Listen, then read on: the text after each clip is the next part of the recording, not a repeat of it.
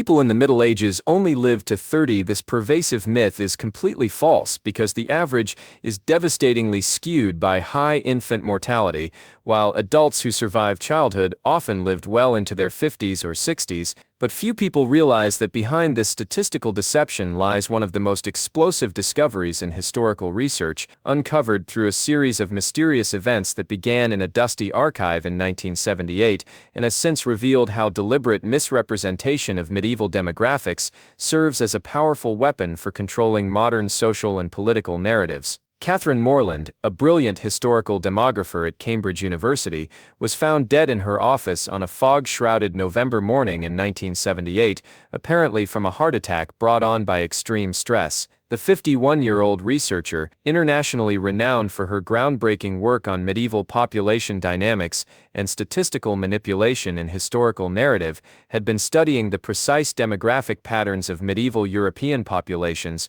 when she uncovered something that would ultimately cost her her life. Her office showed signs of careful searching, with specific research files missing, and her computer terminal displaying evidence of unauthorized access. A note found hidden behind a loose brick in her office wall, written in increasingly shaky handwriting, read, "They don't want people to know the truth about medieval life expectancy. The 30-year myth serves too many modern agendas. If people understood that medieval adults live nearly as long as we do, it would destroy narratives about progress, medicine, and social organization. The real data must survive." Catherine had been working on what she called Project Historical Truth, a comprehensive analysis of how statistical misrepresentation of medieval demographics had been systematically used to support false narratives about human progress, medical advancement, and social development. Her research assistant, a young historian named Barbara Tuchman, who would later become famous for her work on medieval history, knew that Catherine had discovered something that threatened powerful modern institutions built on the myth of inevitable historical progress. The mystery began 18 months earlier when Catherine noticed something disturbing while analyzing church records, court documents, and tax rolls from medieval English parishes. She had been documenting actual lifespans of named individuals when she discovered that the commonly cited average lifespan of 30 years was not just wrong, but deliberately misleading in ways that seemed designed to support specific modern political and social narratives. Catherine's initial observations were startling. When she excluded infant and childhood deaths from her calculations and focused on adults who survived to age 21, the average lifespan jumped dramatically to between 55 and 63 years, depending on the specific time period and region. This meant that a medieval person who survived the dangerous childhood years could expect to live almost as long as someone in the early 20th century, completely contradicting popular assumptions about medieval life. Using painstaking analysis of thousands of historical documents, Catherine had been documenting these actual lifespans with participant consent from historical societies and archives. What she found challenged fundamental assumptions about human progress and revealed a hidden pattern of statistical manipulation that had been distorting historical understanding for decades. The demographic data revealed that the infamous life expectancy of 30 years was created by including massive infant and childhood mortality rates that had nothing to do with adult lifespans. In medieval times, approximately 30 to 40% of children died before age 5, and another 15 to 20% died before reaching adulthood. But those who survived these dangerous early years went on to live remarkably long lives by any historical standard. Modern demographic research has since validated Catherine's discoveries using sophisticated statistical analysis of historical records. Research conducted at Oxford University in 2019 showed that medieval adults who survived to age 21 had life expectancies ranging from 55 to 65 years, with many individuals living into their 70s and 80s. The statistical manipulation occurred when these adult lifespans were averaged with the massive childhood mortality rates, creating artificially low overall life expectancy figures. Dr. James Riley's research at Indiana University has confirmed that the average lifespan of 30 years myth results from what statisticians call the ecological fallacy, drawing conclusions about individuals from group data that includes fundamentally different populations. When historians calculated medieval life expectancy by including infant mortality, they were essentially averaging the lifespan of people who died as babies with those who lived full adult lives, creating a meaningless statistical composite. Catherine's research revealed that the perpetuation of this statistical error was not accidental but served specific modern political purposes. The myth of medieval people dying at 30 supported narratives about the necessity of modern medical intervention, the inevitability of social progress, and the superiority of contemporary institutions over historical alternatives. These narratives benefited industries and ideologies that profited from the belief that life before modern times was uniformly miserable and short.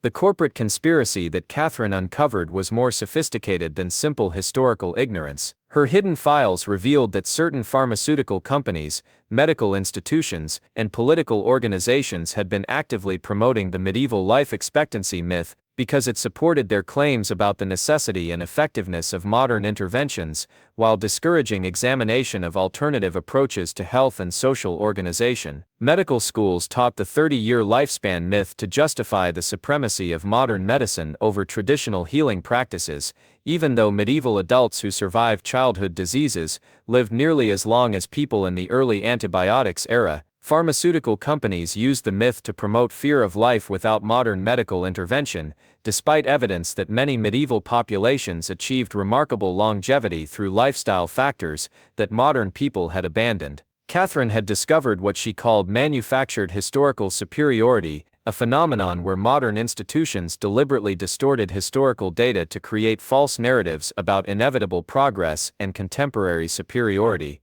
The medieval lifespan myth was just one example of how statistical manipulation could be used to support ideological positions rather than historical truth. But the implications extended far beyond academic history. When people believed that medieval life was uniformly short and miserable, they became more willing to accept modern conditions without question, less likely to examine alternative social organizations, and more dependent on contemporary institutions for solutions to problems that might have been effectively addressed through different approaches. Catherine's breakthrough came when she started analyzing not just the numbers, but the social contexts that produced medieval longevity. She discovered that medieval adults who lived long lives often followed lifestyle patterns that contradicted modern assumptions about health and wellness. They engaged in regular physical activity through agricultural work, maintained strong social connections through community structures, ate seasonal diets with minimal processing, and experienced stress patterns that were acute but time-limited rather than chronic.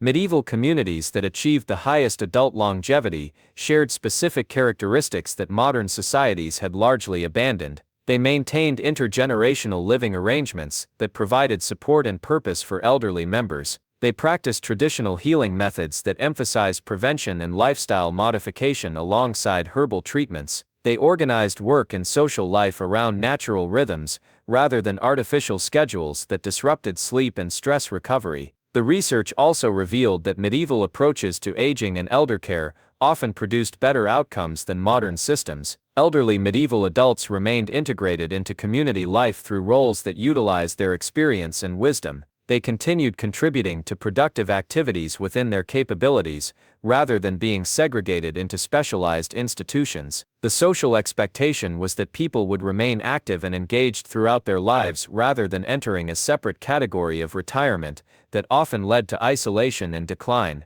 Catherine had been preparing to publish her findings when she began receiving threatening communications from unknown sources, warning her to abandon her research. A letter found in her files, with all identifying information carefully removed, read, "Dr. Moreland, your research into medieval demographics threatens established narratives that support essential modern institutions. We strongly advise you to discontinue this line of inquiry for your own safety and the stability of existing systems that depend on historical progress narratives." Her response, drafted but never sent, revealed her determination. "I will not allow historical truth to be sacrificed for modern convenience. People deserve to understand their actual history, rather than propaganda designed to support contemporary agendas. The real medieval demographic data will be published regardless of who profits from false narratives about inevitable progress." Catherine's death remains mysterious, but her research lived on through Tuckman and other colleagues,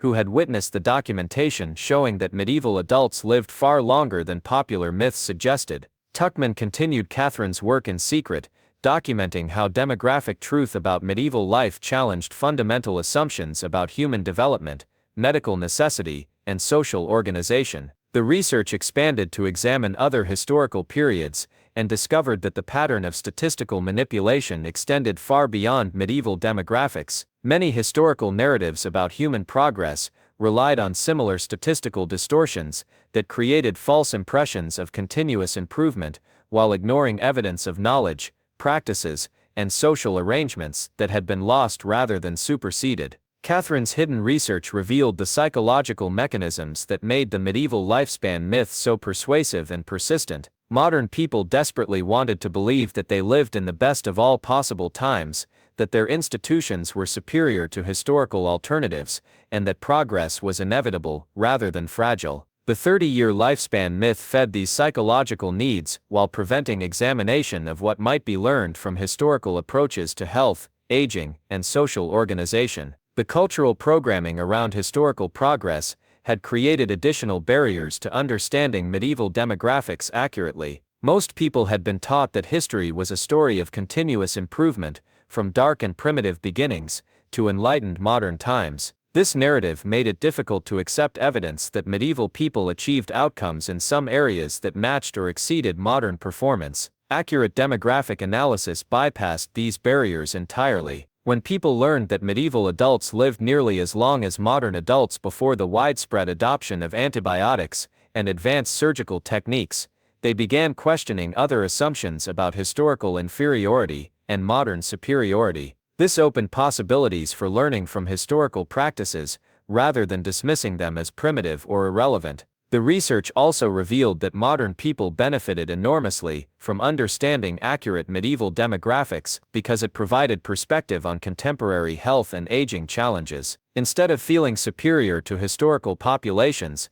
people could examine what factors contributed to medieval longevity and consider whether any of those elements might be beneficial in modern contexts. Catherine's training protocols taught people to recognize statistical manipulation in historical narratives and to distinguish between genuine improvements and propaganda designed to support contemporary institutions. A skilled historical thinker might notice when averages included fundamentally different populations and ask for age-stratified data that provided more meaningful comparisons across time periods. The protocol involved what Catherine called demographic literacy, the ability to understand how statistical choices affected historical narratives, and to demand accurate data, rather than accepting convenient summaries that supported preferred conclusions. This approach honored historical complexity, while providing tools for learning from the past, rather than dismissing it. The research extended beyond medieval demographics to understanding how statistical choices affected modern policy decisions and social arrangements. Catherine found that many contemporary debates about aging,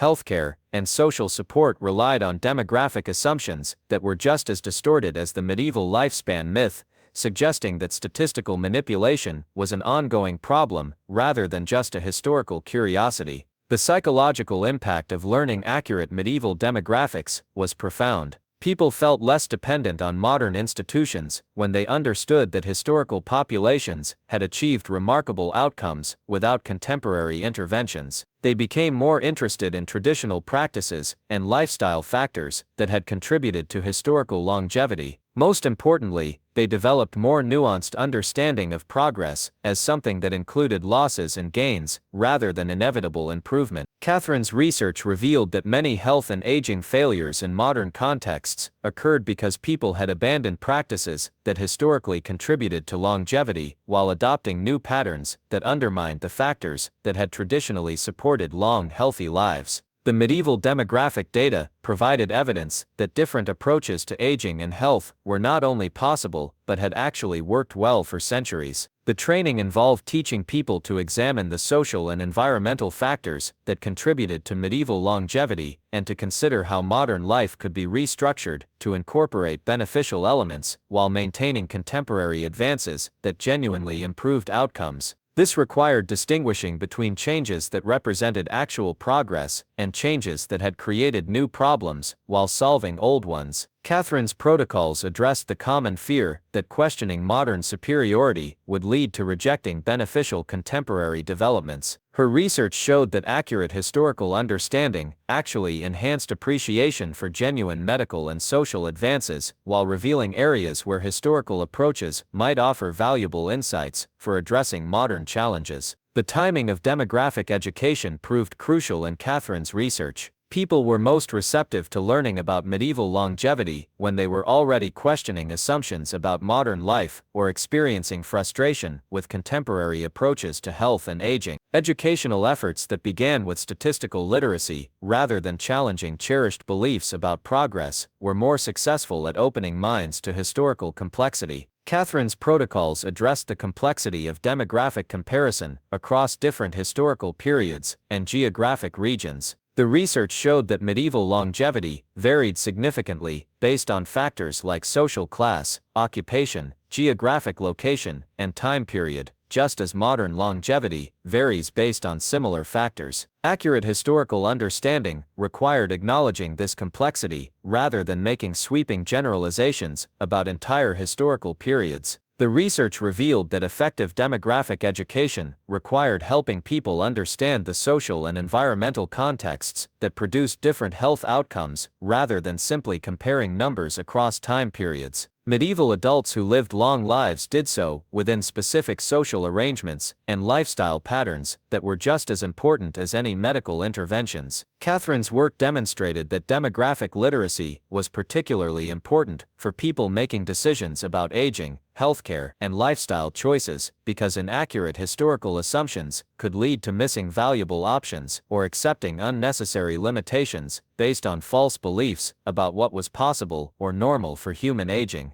The medical applications of Catherine's research were profound. Healthcare providers who understood accurate medieval demographics were better able to help patients develop realistic expectations about aging while exploring lifestyle factors that historically contributed to longevity. This approach complemented modern medical interventions rather than replacing them, creating more comprehensive approaches to healthy aging. The social policy applications were equally significant. Policy makers who understood that medieval adults lived nearly as long as modern adults before recent medical advances were better positioned to evaluate which contemporary interventions represented genuine improvements and which might be unnecessary or even counterproductive. This perspective encouraged more nuanced approaches to healthcare and aging policy. The educational applications of Catherine's research transformed how history was taught and understood. Teachers who learned accurate medieval demographics could help students develop more sophisticated understanding of historical change that included both gains and losses rather than simple narratives of inevitable progress.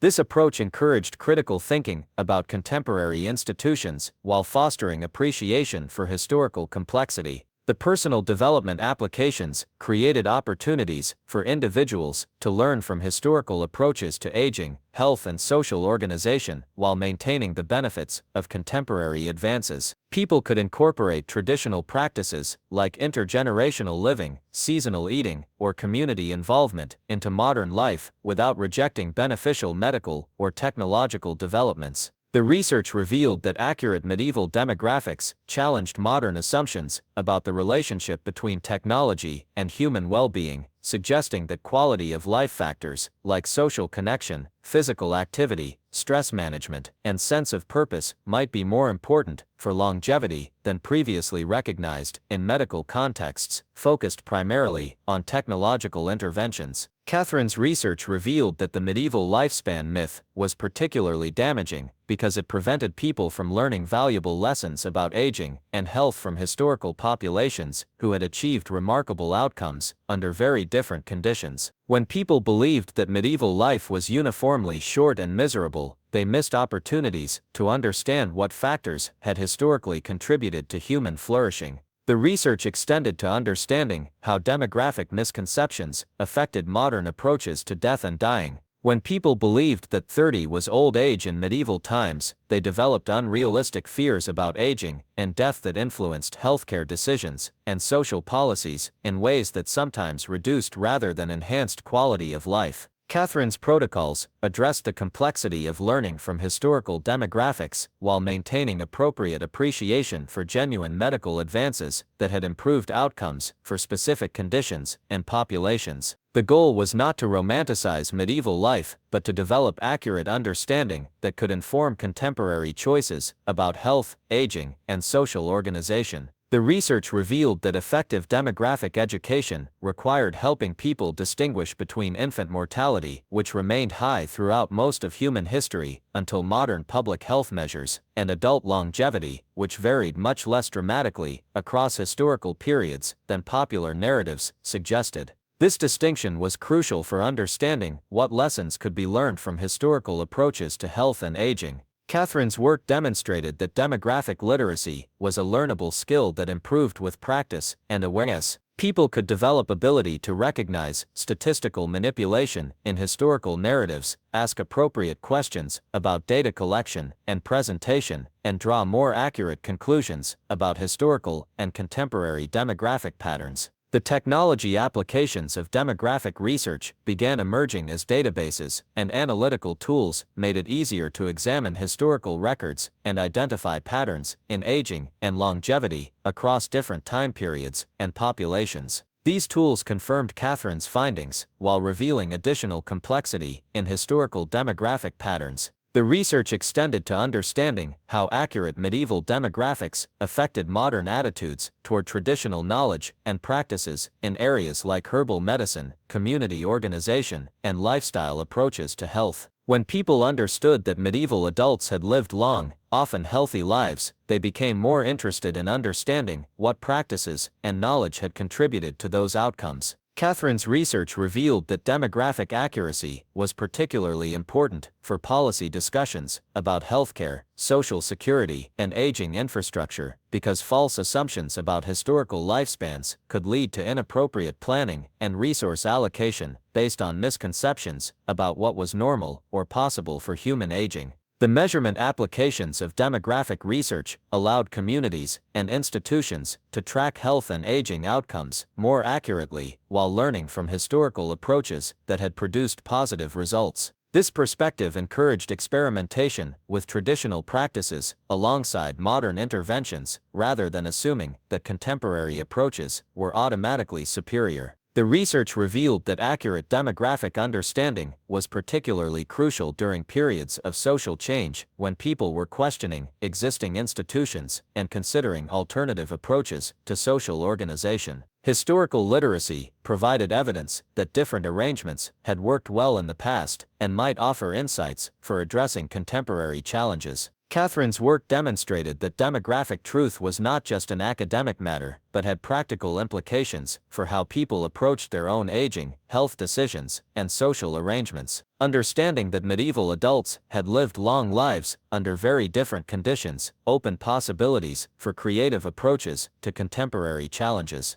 The legacy of Dr. Catherine Morland's research continues to transform how people understand historical demographics and their implications for contemporary life. Every time someone questions the 30-year medieval lifespan myth, examines the statistical methods behind historical generalizations, or considers what lessons might be learned from traditional approaches to health and aging, they're practicing the demographic literacy that Catherine died protecting. Perhaps Catherine understood something so fundamental about human potential that it threatened systems built on the assumption that people could not thrive without extensive modern institutional support, that humans had developed effective approaches to health, aging, and social organization long before contemporary institutions existed, that understanding historical demographic truth could empower people to make more informed choices about their own lives rather than accepting current limitations as inevitable. In a world that promotes the myth of inevitable progress, the revolutionary act is learning to recognize what knowledge and practices have been lost rather than continuously improved.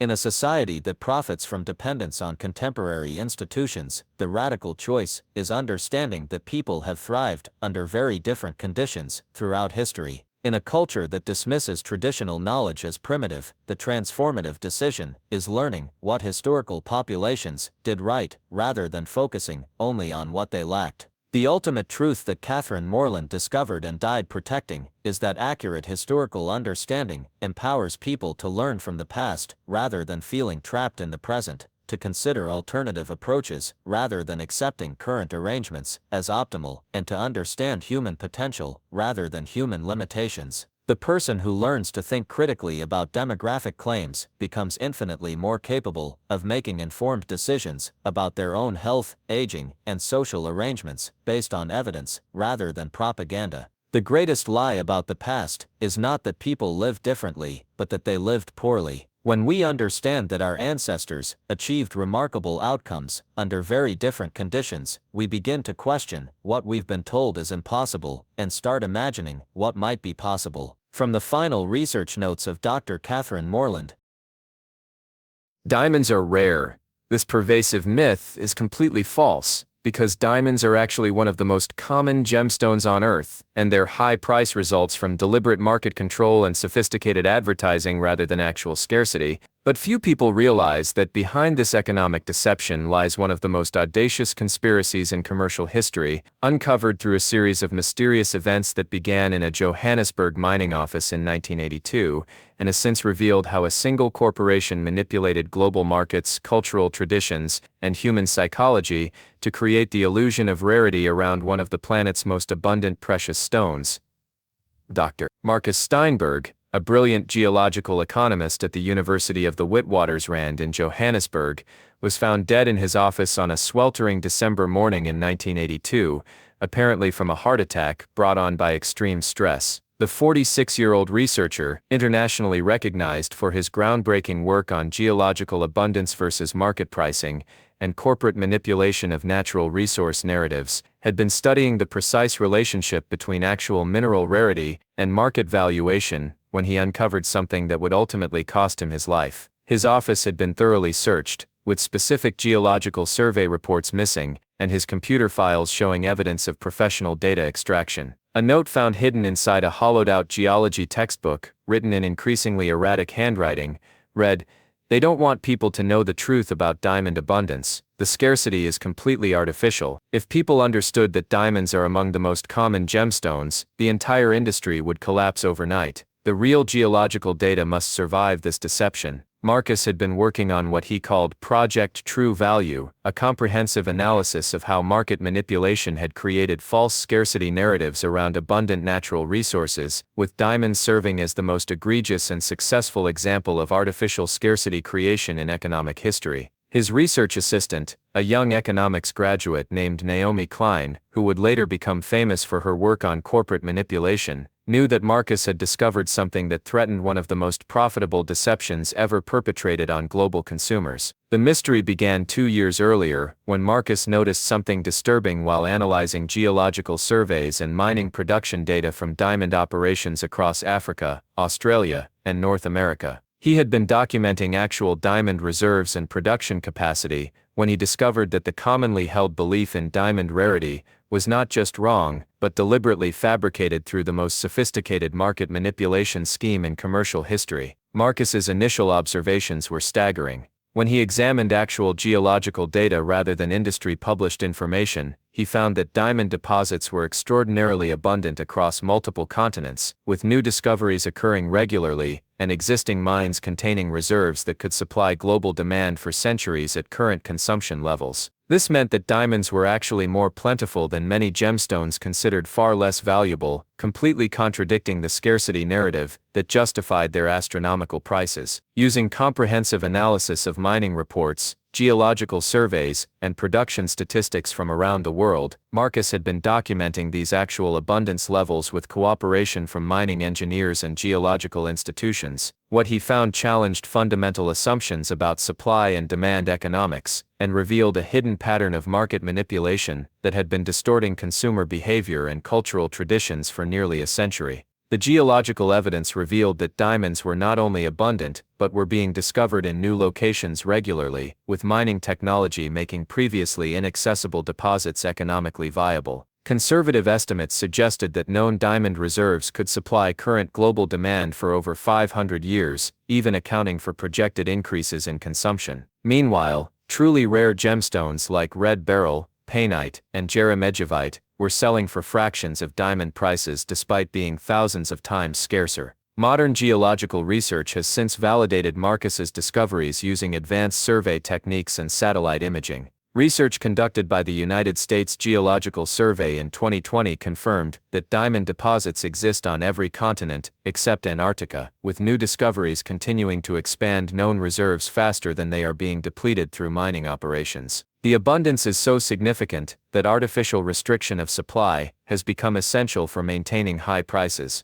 Dr. Chaim Even Zohar's research at the Gemological Institute has confirmed that diamond abundance far exceeds that of emeralds, rubies, sapphires, and virtually every other precious gemstone traditionally valued by jewelry markets. The artificial scarcity that maintains diamond prices requires storing enormous quantities of mined diamonds in secure facilities while releasing only limited amounts to retail markets, creating the illusion of shortage while actual abundance remains hidden from consumers. Marcus's research revealed that the creation of artificial diamond scarcity was not accidental but resulted from the most sophisticated marketing and market manipulation campaign in commercial history, orchestrated primarily by De Beers Consolidated Mines and their advertising partners. The company had systematically purchased diamond mines around the world, not to exploit them, but to control their output, creating a monopoly that could restrict supply regardless of actual abundance. The corporate conspiracy that Marcus uncovered was more elaborate and successful than any previous attempt at market manipulation. His hidden files revealed that De Beers had spent decades buying mining rights, establishing exclusive distribution networks, and creating artificial supply constraints that bore no relationship to actual geological availability.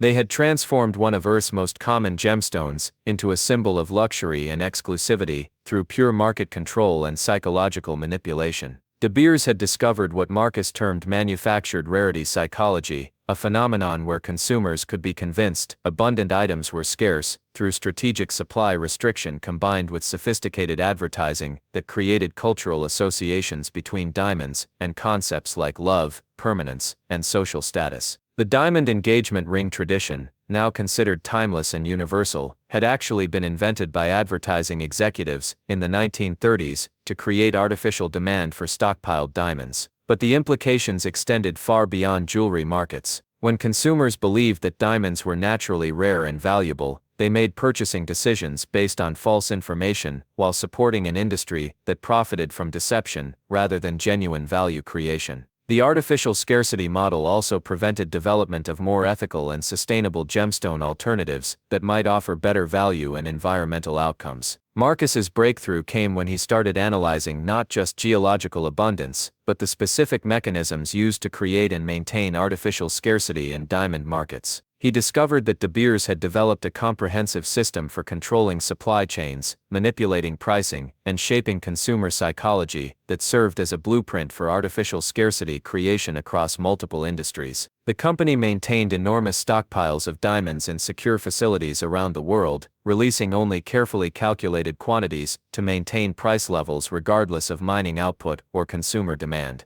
They had established exclusive purchasing agreements with major producers, ensuring that new discoveries would be absorbed into their control system rather than increasing market supply. Most ingeniously, they had created marketing campaigns that transformed diamond purchasing from a luxury choice into a cultural obligation, making demand appear natural and inevitable rather than artificially stimulated. The research also revealed that De Beers had systematically suppressed information about diamond abundance while promoting false narratives about scarcity through carefully placed media stories, academic sponsorships, and industry publications that presented market-controlled supply restrictions as natural geological limitations. They had essentially rewritten public understanding of diamond geology to support their pricing strategies. Marcus had been preparing to publish his findings when he began receiving threatening communications from unknown sources warning him to abandon his research. A letter found in his files, with all corporate identification carefully removed, read, "Dr.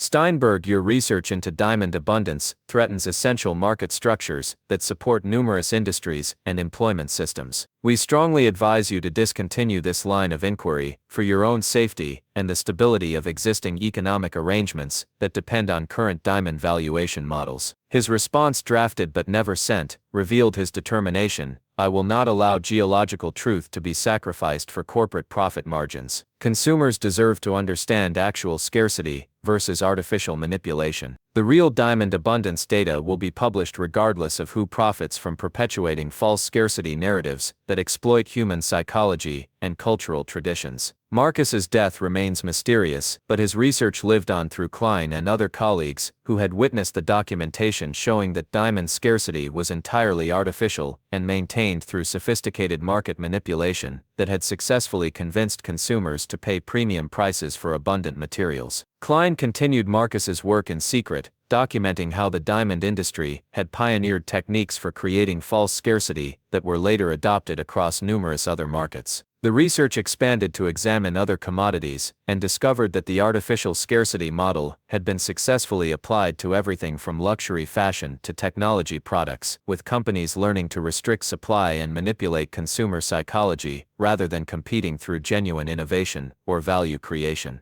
The diamond model had become a template for transforming abundant resources into luxury goods through pure marketing manipulation. Marcus's hidden research revealed the psychological mechanisms that made artificial diamond scarcity so effective and persistent. Modern consumers desperately wanted to believe that their purchases represented special value and meaningful investment, making them vulnerable to narratives that transformed ordinary items into symbols of status, love, or achievement. The diamond industry had successfully attached these powerful emotions to arbitrary markers of value rather than intrinsic worth. The cultural programming around diamond engagement rings had created additional barriers to understanding actual diamond abundance. Most people had been taught that diamond rings were traditional expressions of commitment that demonstrated the depth of romantic love through financial sacrifice. This narrative made it difficult to accept evidence that the tradition was recently invented by advertising executives to create markets for stockpiled gemstones. Accurate geological education bypassed these barriers by providing objective information about mineral abundance and mining capacity that allowed people to make informed decisions based on actual scarcity rather than artificial market manipulation. When consumers learned that diamonds were more abundant than many gemstones, selling for tiny fractions of diamond prices, they began questioning other assumptions about luxury goods and investment values. The research also revealed that modern consumers benefited enormously from understanding actual diamond abundance because it provided tools for making more informed purchasing decisions while considering alternative gemstones that offered better value, greater actual rarity, or more ethical sourcing practices. Instead of feeling obligated to purchase expensive diamonds based on false scarcity claims, people could choose stones based on personal preference, actual beauty, or genuine investment potential. Marcus's training protocols taught people to recognize artificial scarcity creation in various markets, and to distinguish between genuine rarity and manufactured shortage designed to support arbitrary pricing.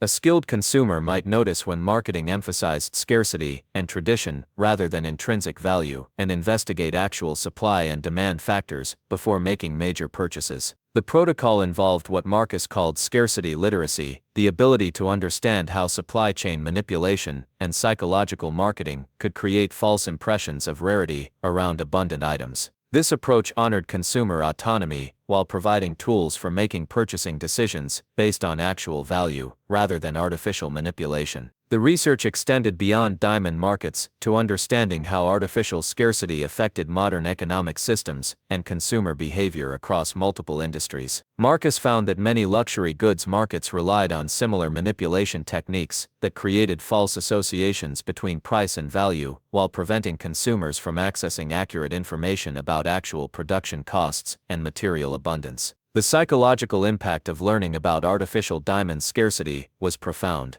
People felt less pressured to make expensive purchases based on social obligations when they understood how marketing had created false traditions around diamond ownership. They became more interested in alternative gemstones that offered better value or greater actual rarity. Most importantly, they developed more sophisticated understanding of market manipulation that helped them resist artificial scarcity claims across various product categories. Marcus's research revealed that many relationship and social problems in modern contexts occurred because people had internalized artificial scarcity beliefs that created unrealistic expectations about luxury purchases as expressions of love or commitment. The diamond marketing had successfully convinced people that expensive purchases were necessary demonstrations of serious intentions, creating financial stress and relationship pressure around artificial rather than meaningful measures of commitment. The training involved teaching people to examine the actual factors that created beauty, durability, and value in gemstones, while considering how their purchasing decisions could reflect personal preferences rather than marketing-manipulated social expectations.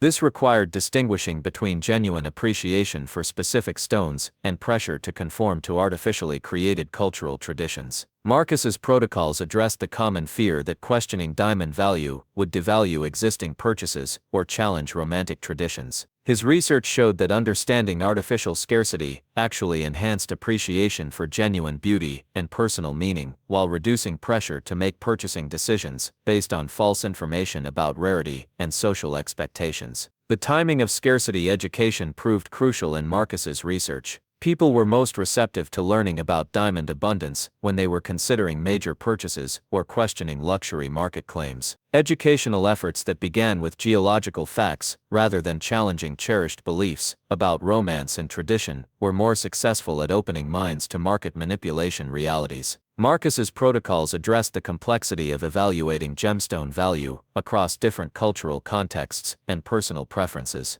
The research showed that beauty, rarity, and value varied significantly based on individual taste, cultural background, and intended use, suggesting that informed choice was more important than following artificial market hierarchies that bore little relationship to actual geological or aesthetic factors. The research revealed that effective scarcity education required helping people understand the historical development of diamond marketing campaigns and their success in creating cultural traditions around recently invented purchasing behaviors. The "A Diamond is Forever" slogan and engagement ring tradition were documented marketing innovations rather than timeless cultural practices, allowing people to make choices based on personal preference rather than manufactured obligation. Marcus's work demonstrated that scarcity literacy was particularly important for people making major purchases because false beliefs about rarity and value could lead to poor financial decisions that created stress and debt around items that offered little genuine value or investment potential compared to alternatives.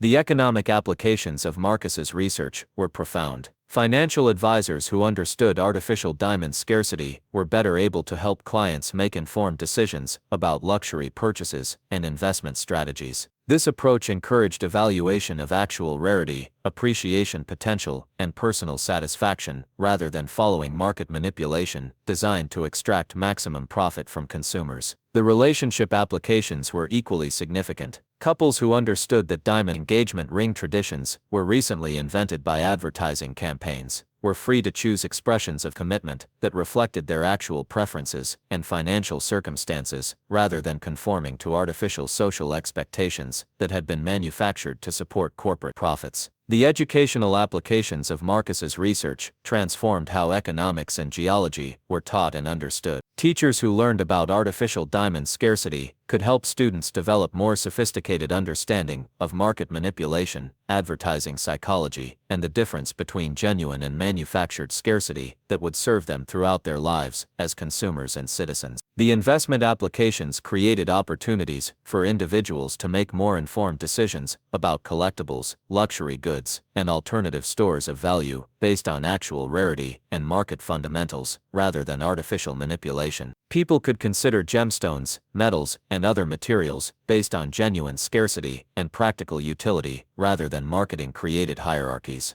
The research revealed that artificial diamond scarcity had environmental and ethical implications because the emphasis on expensive diamonds created demand for mining operations in regions with poor labor conditions and environmental practices, while simultaneously discouraging development of synthetic alternatives that offered identical physical properties without mining-related harm. Marcus's research revealed that the diamond industry's success in creating artificial scarcity had inspired similar manipulation across numerous other markets, from luxury fashion to technology products to collectibles. Understanding the diamond model provided insight into recognizing and resisting artificial scarcity creation in various consumer contexts. The research extended to understanding how artificial scarcity affected modern attitudes toward value, luxury, and social status in ways that often prevented people from making decisions based on personal satisfaction and genuine utility, rather than conformity to marketing-manipulated social hierarchies that served corporate rather than consumer interests. Marcus's protocols addressed the complexity of making purchasing decisions that honored both personal preferences and accurate information about material properties, actual rarity, and production costs. The goal was not to eliminate appreciation for beautiful objects, but to base that appreciation on informed understanding rather than artificial manipulation. The research revealed that effective scarcity education required helping people distinguish between genuine appreciation for specific gemstones based on their physical properties and beauty versus social pressure to purchase expensive items based on false claims about rarity and cultural significance that had been manufactured by advertising campaigns. Marcus's work demonstrated that scarcity literacy was a learnable skill that improved with practice and awareness. People could develop ability to recognize artificial scarcity claims, research actual supply and demand factors, and make purchasing decisions based on personal preference and accurate information rather than marketing manipulation. The technology applications of scarcity research began emerging as synthetic diamond production improved to the point where artificial diamonds became physically and chemically identical to mined diamonds at dramatically lower costs, exposing the arbitrary nature of market valuations based on origin rather than actual properties. The research extended to understanding how accurate information about diamond abundance affected modern approaches to gift-giving, celebrations, and expressions of commitment in ways that could reduce financial stress while increasing personal meaning and satisfaction based on genuine choice rather than artificial obligation. Marcus's research revealed that scarcity literacy was particularly important for young adults making major purchasing decisions around relationships and social milestones, because false beliefs about necessity and tradition could create unnecessary debt and stress during important life transitions.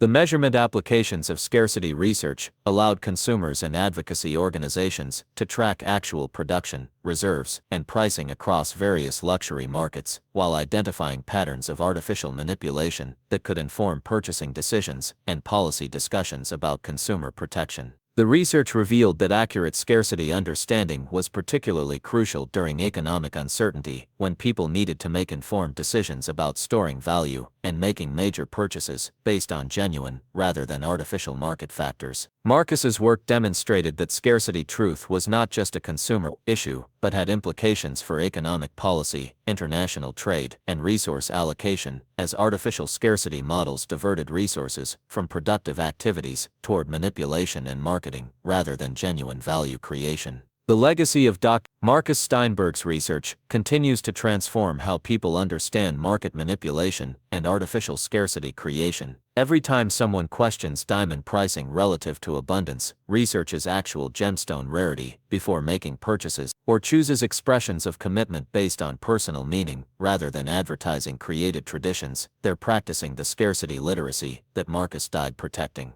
Perhaps Marcus understood something so fundamental about market psychology that it threatened systems built on the ability to create artificial value through supply, manipulation, and psychological marketing, rather than genuine innovation and value creation. That consumers had the right to make decisions based on accurate information about abundance and scarcity, rather than carefully crafted deceptions designed to maximize corporate profits at their expense. In a world that profits from creating false scarcity around abundant resources, the revolutionary act is learning to recognize actual versus artificial rarity. In a society that manipulates cultural traditions to support corporate interests, the radical choice is making purchasing decisions based on personal preference and accurate information rather than manufactured social obligations. In a culture that equates expense with value, the transformative decision is understanding that beauty, meaning, and worth exist independently of artificial price manipulation. The ultimate truth that Marcus Steinberg discovered and died protecting is that artificial scarcity represents one of the most successful forms of economic manipulation in human history, that consumer education and market transparency are essential for preventing such deception, and that understanding the difference between genuine and manufactured rarity empowers people to make decisions based on their actual preferences and circumstances, rather than artificial constraints created to extract maximum profit.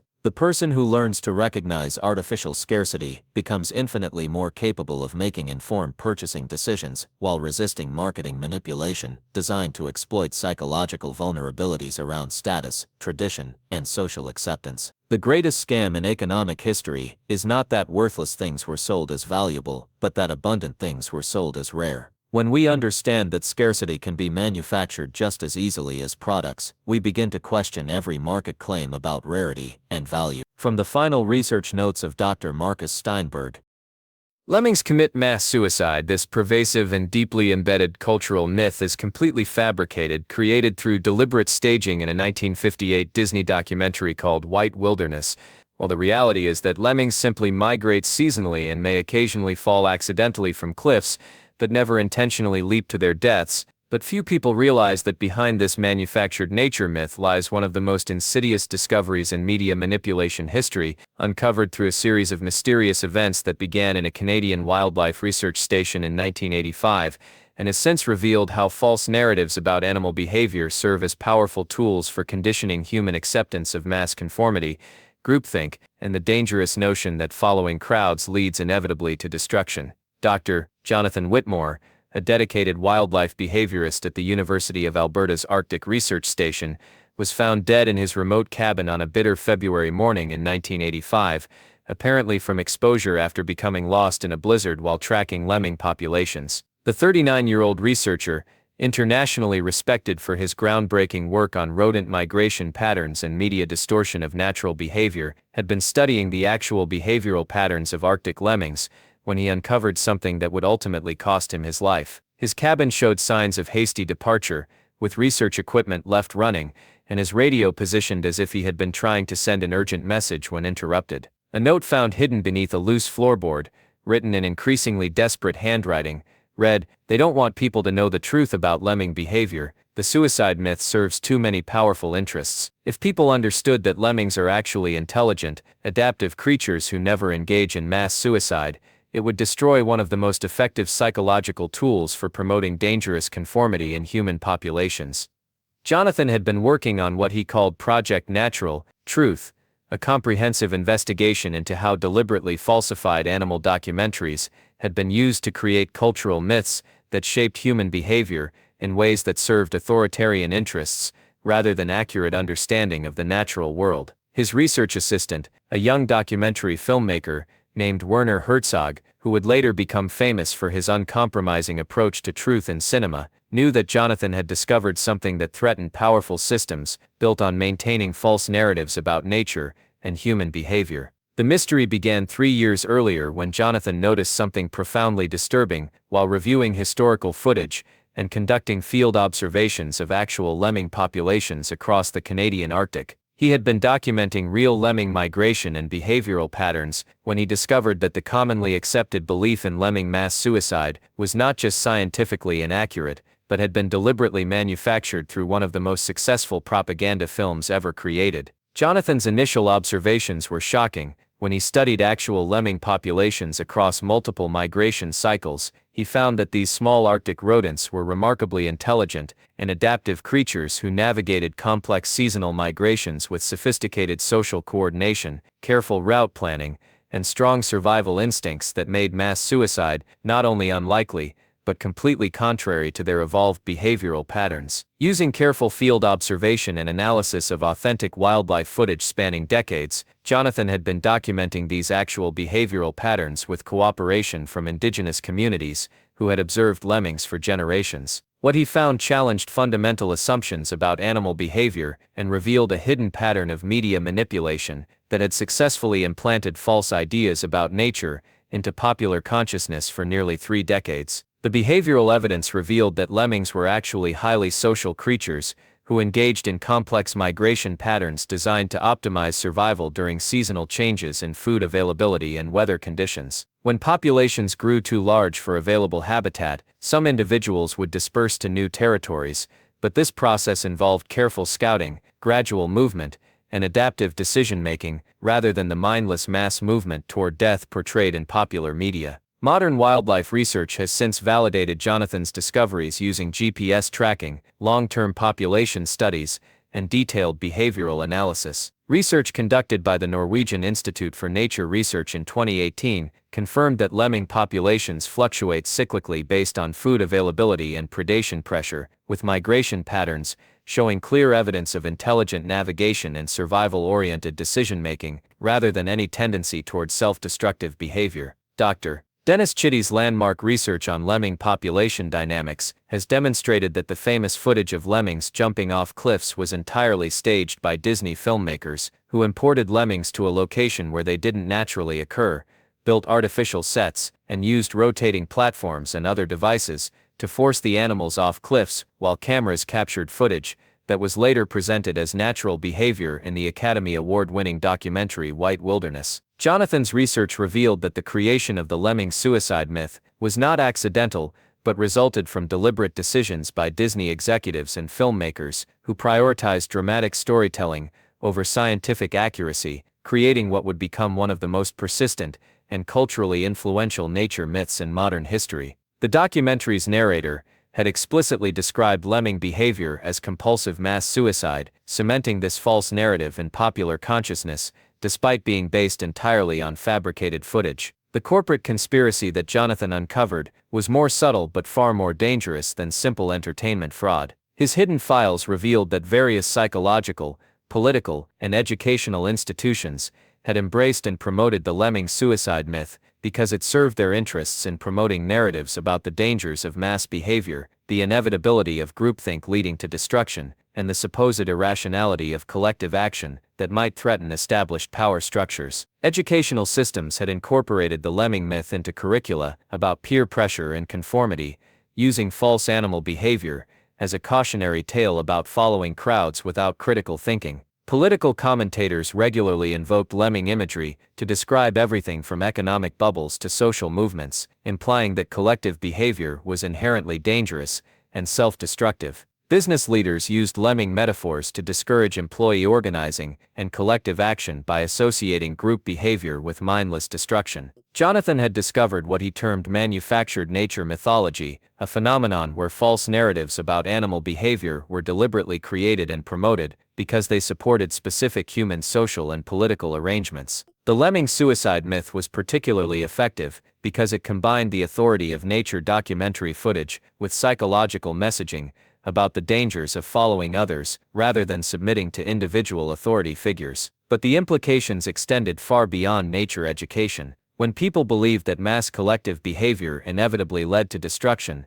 they became more resistant to social movements, cooperative action, and collective solutions to shared problems, while becoming more accepting of hierarchical control and individual isolation as safer alternatives to potentially dangerous group dynamics. Jonathan's breakthrough came when he started analyzing not just the behavioral reality of lemmings, but the specific ways that the suicide myth had been used throughout popular culture, political discourse, and educational contexts to discourage collective action and promote acceptance of authoritarian control. He discovered that the myth had been systematically deployed whenever powerful interests wanted to discredit mass movements or cooperative behavior. The research revealed that actual lemming migration patterns demonstrated sophisticated collective intelligence, with populations coordinating complex movements across vast territories while maintaining social structures that supported individual survival within group contexts. This reality directly contradicted the myth's message about the inherent dangers of collective behavior, suggesting that the false narrative served to prevent humans from learning valuable lessons about effective cooperation and group coordination. The research also revealed that indigenous communities, who had observed lemming behavior for thousands of years, had never developed myths about lemming suicide, instead recognizing these animals as examples of intelligent collective behavior that adapted successfully to challenging environmental conditions. The suicide myth had been imposed by outside media, rather than emerging from actual observation of lemming behavior. Jonathan had been preparing to publish his findings when he began receiving threatening communications from unknown sources, warning him to abandon his research. A letter found in his files, with all identifying information carefully removed, read, "Dr. Whitmore, your research into lemming behavior threatens essential narratives that support social stability and appropriate skepticism toward mass movements. We strongly advise you to discontinue this line of inquiry for your own safety and the maintenance of valuable cultural lessons about the dangers of unthinking conformity." His response, drafted but never sent, revealed his determination. "I will not allow false nature narratives to be used as propaganda tools against cooperative human behavior. People deserve to understand actual animal intelligence, rather than fabricated myths designed to discourage collective action and mutual aid." The real lemming behavioral data will be published regardless of who profits from promoting false narratives about the inevitability of group destruction. Jonathan's death remains mysterious, but his research lived on through Herzog and other colleagues who had witnessed the documentation showing that lemming behavior demonstrated intelligent cooperation rather than mindless self-destruction, and that the suicide myth had been deliberately manufactured and promoted to serve specific political and social control purposes. Herzog continued Jonathan's work in secret, documenting how false nature narratives were used to shape human attitudes toward collective action and group behavior. The research expanded to examine other fabricated nature documentaries, and discovered that the Lemming case was part of a broader pattern of media manipulation that used false animal behavior to support specific human social arrangements. Many popular beliefs about aggressive competition in nature, alpha dominance hierarchies, and the inevitability of conflict had been similarly manufactured or distorted to support particular ideological positions rather than reflecting actual animal behavior. Jonathan's hidden research revealed the psychological mechanisms that made the lemming suicide myth so effective and persistent in popular culture. Modern people, especially those living in individualistic societies, were deeply anxious about the potential dangers of group behavior and mass movements, making them receptive to narratives that confirmed their fears about collective action leading inevitably to destruction, rather than positive outcomes. The cultural programming around individual versus group behavior had created additional barriers to understanding actual lemming intelligence and cooperation. Most people had been taught that individual decision-making was inherently superior to group dynamics, that following others was a sign of weakness or stupidity, and that mass movements were dangerous phenomena to be avoided, rather than potentially powerful tools for addressing shared challenges. Accurate behavioral education bypassed these barriers by providing objective information about actual animal intelligence and cooperation that allowed people to recognize the difference between mindless conformity and intelligent collective action. When people learned that lemmings demonstrated sophisticated group coordination rather than suicidal groupthink, they began questioning other assumptions about the inherent dangers of cooperation and collective problem solving. The research also revealed that modern humans benefited enormously from understanding actual lemming behavior because it provided examples of how intelligent cooperation could address environmental challenges, resource distribution, and population management in ways that supported both individual and group survival. Instead of fearing collective action as inevitably destructive, people could examine how effective group coordination might address contemporary challenges. Jonathan's training protocols taught people to recognize fabricated nature narratives and to distinguish between actual animal behavior and media constructions designed to support specific human social arrangements. A skilled observer might notice when animal documentaries emphasize dramatic conflict or destructive behavior, rather than the cooperation and intelligence that characterizes most successful animal societies. The protocol involved what Jonathan called nature literacy, the ability to understand how media representations of animal behavior affected human attitudes toward cooperation, collective action, and group dynamics. This approach honored actual animal intelligence, while providing tools for recognizing when false nature narratives were being used to manipulate human social and political behavior. The research extended beyond lemming behavior to understanding how false nature narratives affected modern approaches to cooperation, community organization, and collective problem solving across various human contexts. Jonathan found that many social challenges remained unresolved because people had internalized myths about the inherent dangers of group action that prevented them from developing effective collaborative solutions. The psychological impact of learning about actual lemming intelligence was profound. People felt less fearful of collective action when they understood that cooperation was a successful survival strategy rather than a path to destruction. They became more interested in examining successful examples of human cooperation and collective problem solving. Most importantly, they developed more nuanced understanding of when group behavior was intelligent and adaptive versus when it might be genuinely problematic. Jonathan's research revealed that many social and environmental problems in modern contexts remained unsolved because people had been conditioned to fear collective solutions and to believe that group action inevitably led to negative outcomes. The lemming myth had successfully convinced people that cooperation was dangerous, rather than recognizing it as one of the most successful strategies in natural selection. The training involved teaching people to examine the actual factors that contributed to successful cooperation in both animal and human contexts, while distinguishing between intelligent collective action and genuine groupthink or conformity pressure. This required understanding the difference between cooperation based on shared goals and mutual benefit versus compliance based on fear or social pressure. Jonathan's protocols addressed the common concern that questioning the Lemmings suicide myth would eliminate valuable lessons about the dangers of mindless conformity. His research showed that understanding actual lemming behavior actually enhanced ability to distinguish between intelligent cooperation and genuinely problematic group dynamics, while providing positive examples of effective collective action. The timing of nature education proved crucial in Jonathan's research. People were most receptive to learning about actual lemming behavior when they were already questioning media narratives or considering the potential benefits of collective action to address shared challenges. Educational efforts that began with fascinating examples of animal intelligence,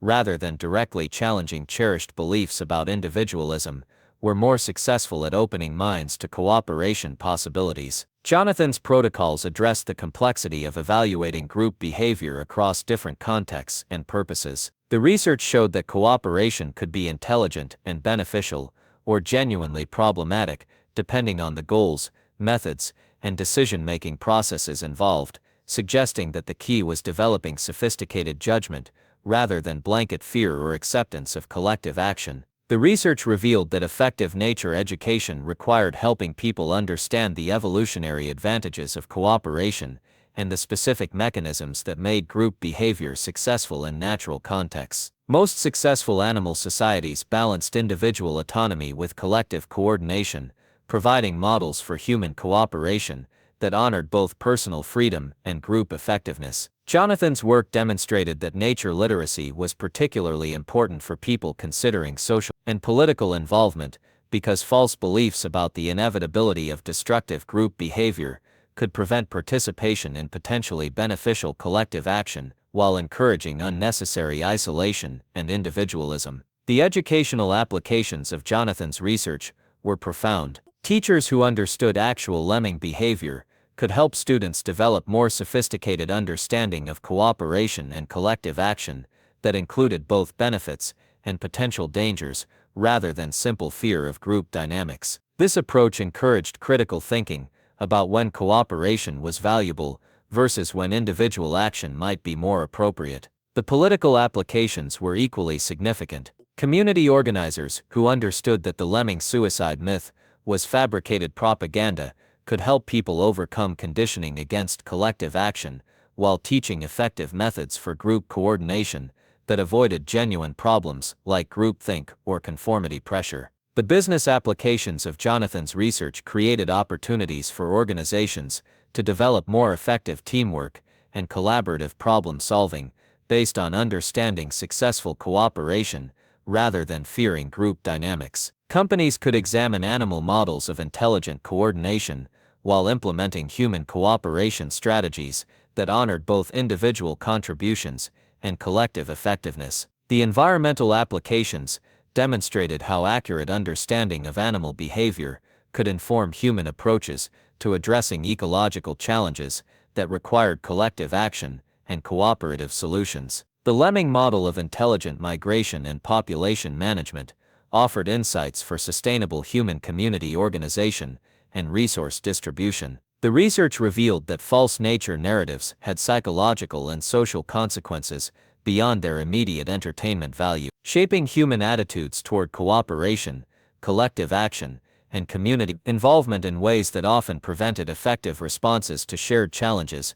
that required group coordination to address successfully. Jonathan's research revealed that the Lemmings suicide myth was particularly damaging because it prevented people from learning valuable lessons about intelligent cooperation and collective problem solving from animal societies that had successfully addressed challenges similar to those facing human communities, particularly around resource management and environmental adaptation. The research extended to understanding how fabricated nature documentaries affected modern approaches to environmental education and conservation efforts by promoting false ideas about animal behavior that discourage cooperative approaches to environmental protection and sustainable resource management that might threaten existing economic arrangements. Jonathan's protocols address the complexity of learning from animal behavior while maintaining appropriate recognition of the differences between human and animal social organization. The goal was not to directly copy animal societies,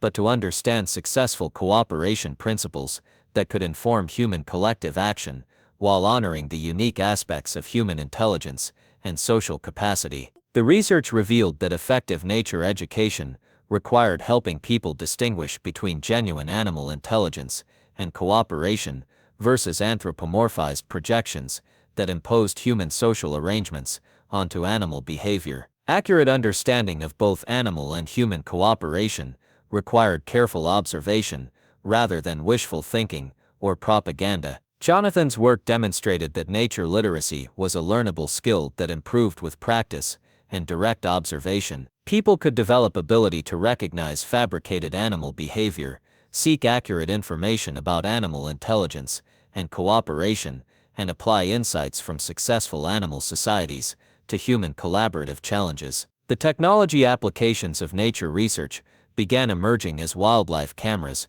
and tracking technologies made it easier to document actual animal behavior rather than relying on staged footage or anthropomorphized interpretations. These tools confirmed Jonathan's findings while revealing additional complexity in animal cooperation and intelligence. The research extended to understanding how accurate information about animal cooperation affected modern attitudes toward human collective action, community organization, and collaborative problem solving in ways that could enhance social effectiveness while maintaining appropriate skepticism toward genuinely problematic group dynamics. Jonathan's research revealed that nature literacy was particularly important for young people who were developing attitudes toward cooperation and collective action because false beliefs about animal behavior could influence their willingness to participate in beneficial group activities throughout their lives. The measurement applications of nature research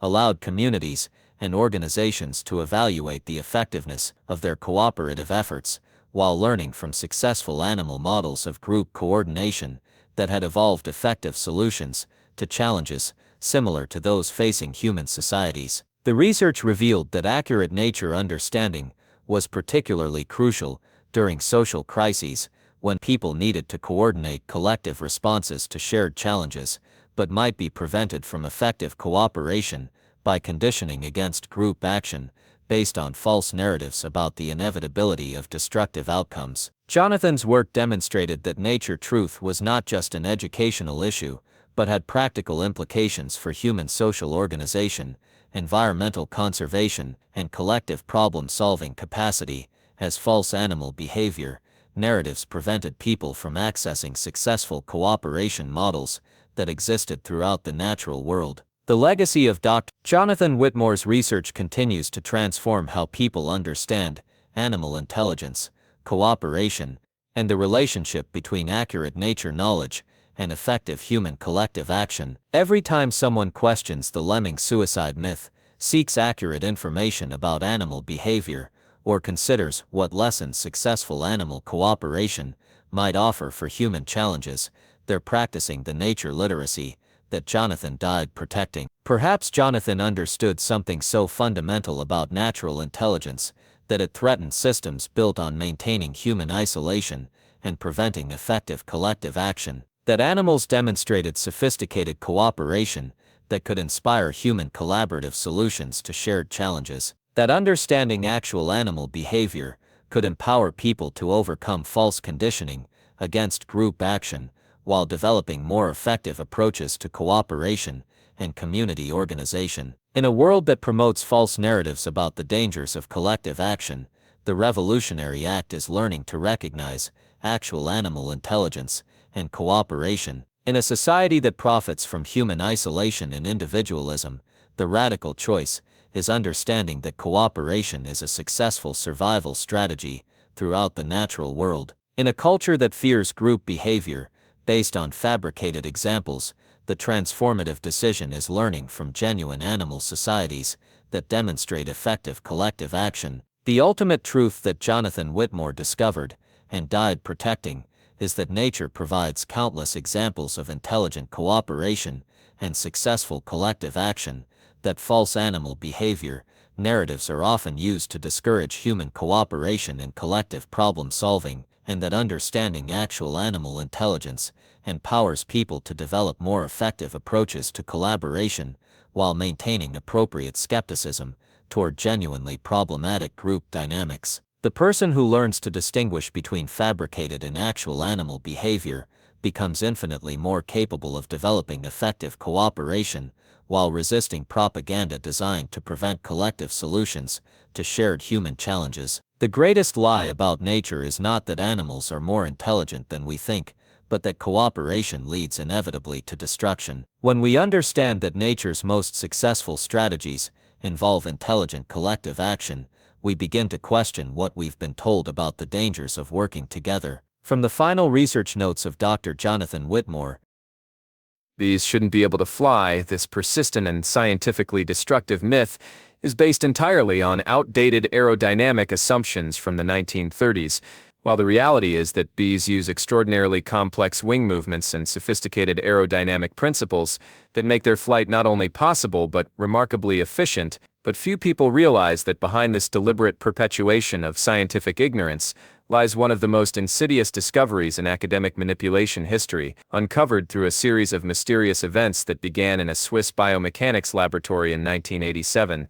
and has since revealed how false narratives about natural impossibility serve as powerful tools for undermining confidence in biological intelligence, natural design, and the possibility of solutions that transcend conventional understanding. Dr. Elena Marchetti, a brilliant aerodynamics engineer and biomechanics researcher at ETH Zurich, was found dead in her laboratory on a pristine alpine morning in 1987, apparently from a massive stroke brought on by extreme stress. The 42-year-old scientist, internationally renowned for her groundbreaking work on insect flight dynamics and biological aerodynamic optimization, had been studying the precise mechanisms that enabled bee flight when she uncovered something that would ultimately cost her her life. Her laboratory showed signs of systematic searching, with specific research data files missing, and her high-speed cameras positioned as if someone had been reviewing and removing crucial footage of bee flight patterns. A note found hidden inside the hollow leg of her microscope table, written in increasingly frantic handwriting,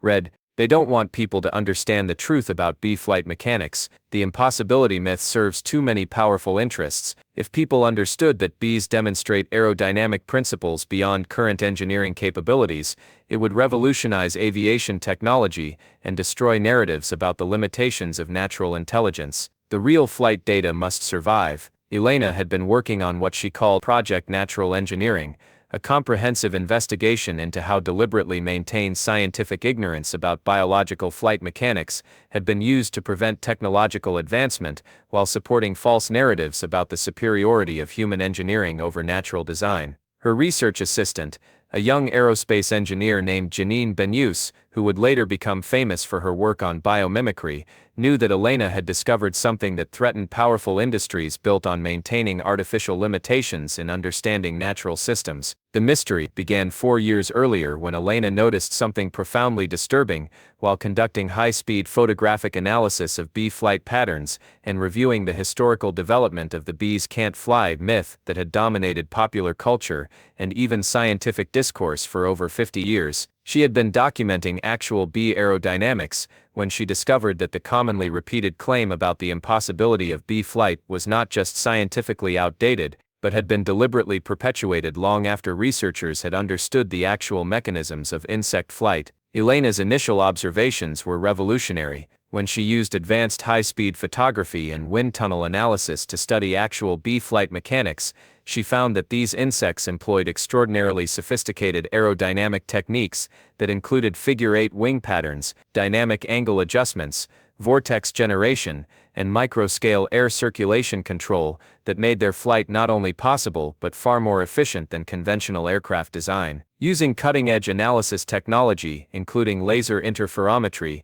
computational fluid dynamics, and three-dimensional motion capture systems, Elena had been documenting these actual flight mechanisms with cooperation from entomology departments and aerospace research institutions. What she found challenged fundamental assumptions about the limitations of biological engineering and revealed a hidden pattern of technological suppression that had prevented aviation advancement for decades. The aerodynamic evidence revealed that bees generated lift through complex mechanisms that included rapid wing oscillation creating continuous vortex systems, dynamic adjustment of wing angle and twist throughout each wing beat cycle, and sophisticated coordination between wing pairs that created stable flight platforms while maintaining incredible maneuverability that exceeded anything achieved by human aircraft design. Modern aerospace research has since validated Elena's discoveries using computational fluid dynamics and advanced measurement techniques unavailable in earlier decades. Research conducted at Harvard University's Microrobotics Laboratory in 2019 confirmed that bee flight involves at least 12 distinct aerodynamic mechanisms working in coordination, including techniques that aerospace engineers are still attempting to replicate in artificial flying systems.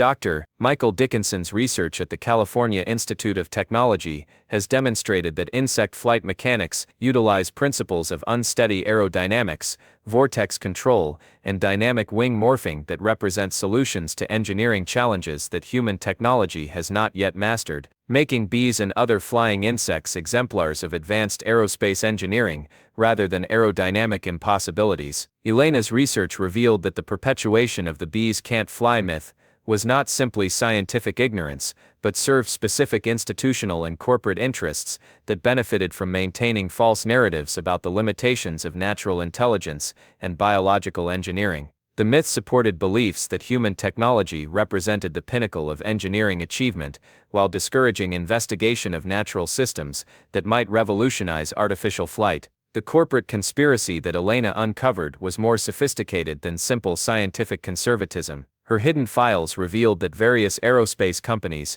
defense contractors, and academic institutions had actively suppressed research into insect flight mechanics because advanced understanding of biological aerodynamics threatened existing technological paradigms and patent portfolios that depended on maintaining current approaches to aircraft design. Military contractors had been particularly resistant to biomimetic research because insect-inspired flight technologies might democratize advanced aviation capabilities, reducing dependence on expensive conventional aircraft systems that required massive infrastructure and technical support. The complexity and efficiency of natural flight systems threatened business models built on selling elaborate technological solutions to problems that nature had solved with elegant simplicity. Elena had discovered what she termed technological limitation mythology, a phenomenon where false narratives about natural impossibility were deliberately maintained to prevent investigation of biological solutions that might revolutionize human technology while undermining existing industrial arrangements. The bee flight myth was particularly effective because it combined scientific-sounding explanations with implicit assumptions about the superiority of human engineering over natural design. But the implications extended far beyond aviation technology. When people believed that natural systems violated physical laws or represented impossible engineering, they became less likely to investigate biological solutions to human challenges, while maintaining unrealistic faith in conventional technological approaches that might be inferior to natural alternatives. Elena's breakthrough came when she started analyzing not just the mechanics of bee flight, but the historical development and institutional perpetuation of the impossibility myth. Despite decades of evidence that bee flight involves sophisticated but perfectly comprehensible aerodynamic principles, she discovered that the myth had been systematically maintained long after researchers had understood actual insect flight mechanisms. The research revealed that bee flight mechanics demonstrated principles that could revolutionize multiple areas of human technology beyond aviation, including microrobotics, energy-efficient propulsion systems, precision maneuvering in confined spaces, and autonomous navigation systems that operated without GPS or complex computational support. The research also revealed that indigenous communities and traditional beekeepers had never developed myths about the impossibility of bee flight, instead observing and learning from insect flight patterns to inform their understanding of weather, navigation, and environmental conditions. The impossibility myth had been imposed by academic institutions rather than emerging from actual observation of natural systems. Elena had been preparing to publish her findings when she began receiving threatening communications from unknown sources warning her to abandon her research. A letter found in her files, with all identifying information carefully removed, read, "Dr. Marchetti, your research into insect flight mechanics threatens essential technological paradigms that support major industries and defense systems. We strongly advise you to discontinue this line of inquiry for your own safety and the protection of existing engineering approaches that depend on maintaining current limitations in biological understanding." Her response, drafted but never sent, revealed her determination: "I will not allow false scientific narratives to prevent technological advancement and biological understanding. People deserve to understand actual natural engineering, rather than myths designed to maintain artificial limitations in human technology." The real insect flight data will be published regardless of who profits from perpetuating false beliefs about natural impossibility. Elena's death remains mysterious, but her research lived on through Benus and other colleagues who had witnessed the documentation, showing that bee flight represented sophisticated engineering that exceeded human technological capabilities, rather than violating physical laws, and that the impossibility myth had been deliberately maintained to prevent biomimetic advancement that threatened existing industrial arrangements.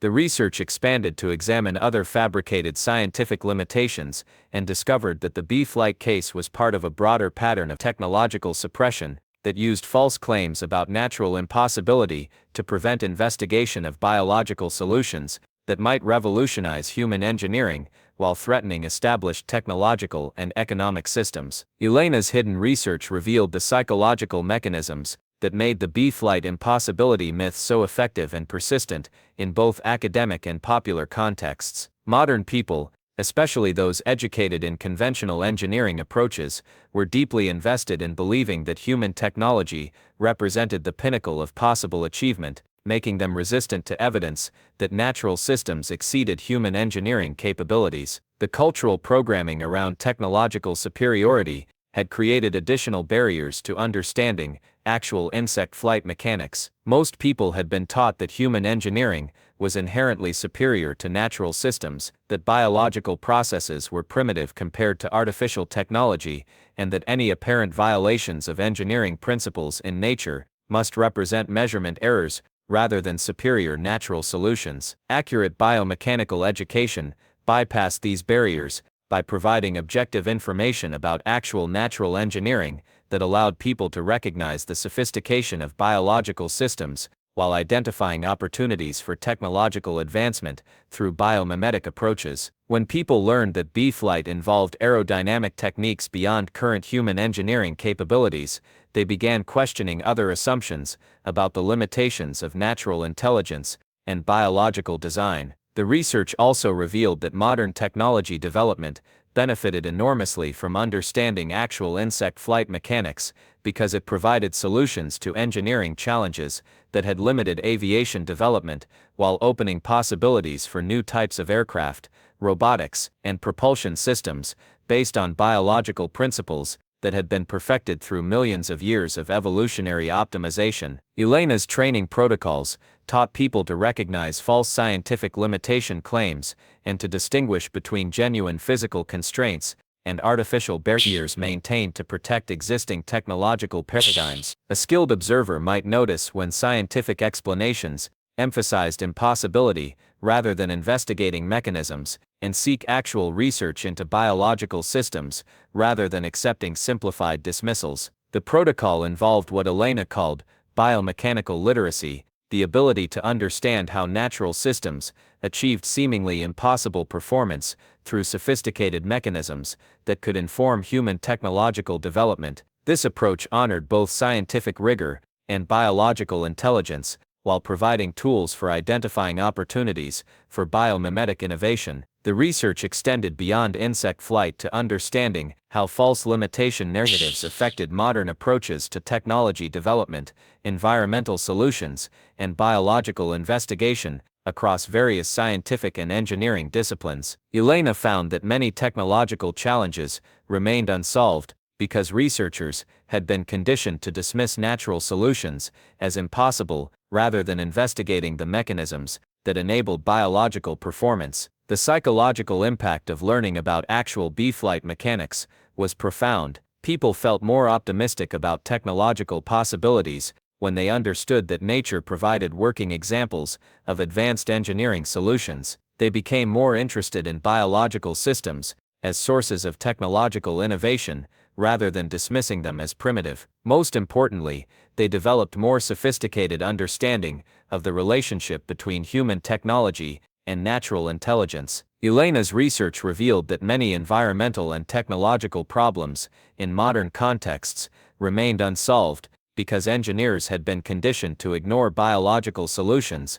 that might provide elegant answers to complex challenges. The bee flight impossibility myth had successfully prevented investigation of natural aerodynamics that could revolutionize everything from energy-efficient transportation to micro-scale robotics. The training involved teaching people to examine the actual mechanisms that enabled biological performance while considering how natural solutions might inform human technology development. This required distinguishing between genuine physical limitations and artificial barriers that prevented investigation of biological engineering principles. Elena's protocols addressed the common concern that emphasizing natural engineering superiority would discourage human innovation or technological development. Her research showed that understanding biological mechanisms actually enhanced human engineering capabilities by providing proven solutions to complex problems, while inspiring new approaches that combined natural principles with artificial materials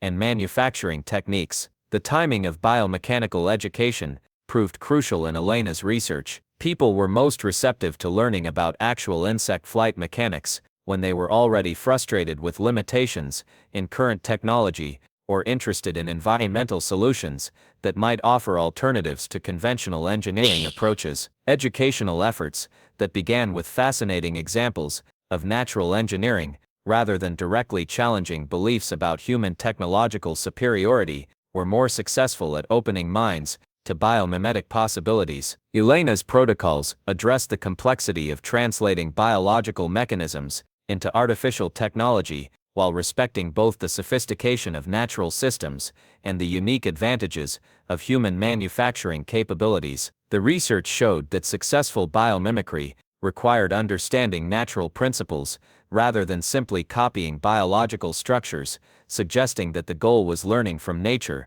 rather than replacing human creativity. The research revealed that effective biomechanical education required helping people understand the evolutionary optimization that had perfected natural engineering solutions over millions of years, while recognizing opportunities for human technology to improve upon natural designs through different materials, manufacturing techniques, and design requirements. Elena's work demonstrated that biomechanical literacy was particularly important for engineers and technologists because false beliefs about natural limitations could prevent investigation of biological solutions that might provide breakthrough approaches to persistent technological challenges. The aerospace applications of Elena's research were revolutionary.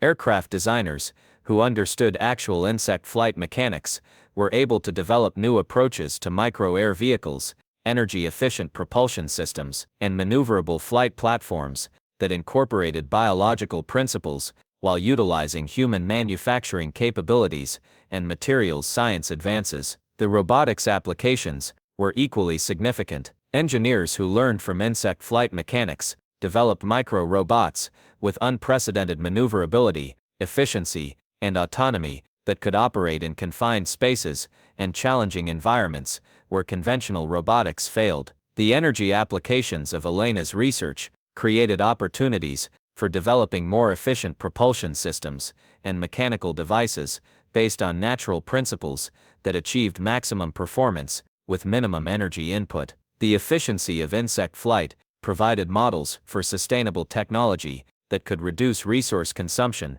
while improving performance. The medical applications demonstrated how understanding biological flight mechanics could inform development of microsurgical tools, drug delivery systems, and prosthetic devices that incorporated natural engineering principles to achieve better performance and integration with biological systems. The research revealed that false scientific limitation narratives had environmental and technological consequences beyond their immediate educational impact, preventing development of sustainable technologies that might address environmental challenges through biological principles that had evolved to optimize efficiency and minimize resource consumption. Elena's research revealed that the bee flight impossibility myth was particularly damaging because it prevented engineers and scientists from investigating one of the most sophisticated examples of natural aerodynamics, missing opportunities to develop revolutionary technologies that could address transportation,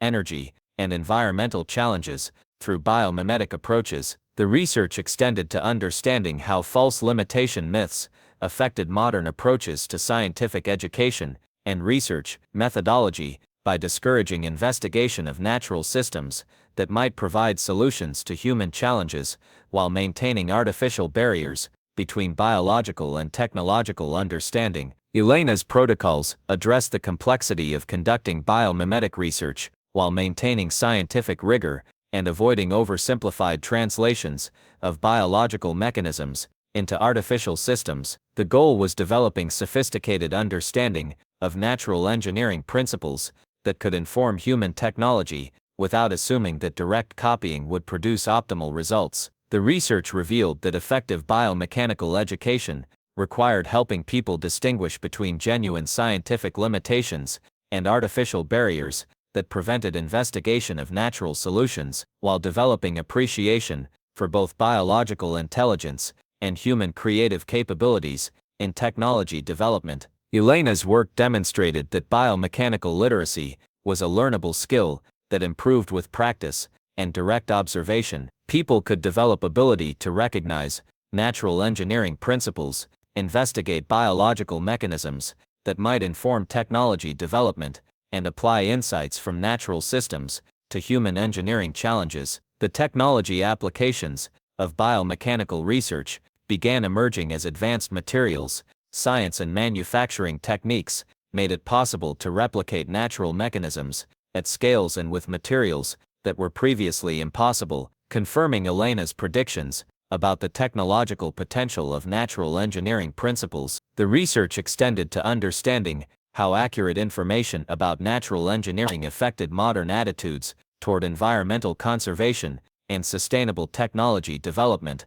by demonstrating that biological systems provided working examples of efficient, sustainable solutions to complex engineering challenges. Elena's research revealed that biomechanical literacy was particularly important for young people entering science and engineering fields because false beliefs about natural limitations could prevent them from investigating biological solutions that might define the future of technological development. The measurement applications of biomechanical research allowed engineers and scientists to quantify natural performance while developing technologies that incorporated biological principles, leading to advances in efficiency, sustainability, and performance that exceeded conventional engineering approaches. The research revealed that accurate understanding of natural engineering was particularly crucial during environmental crises, when technological solutions needed to achieve maximum efficiency with minimum environmental impact. Requirements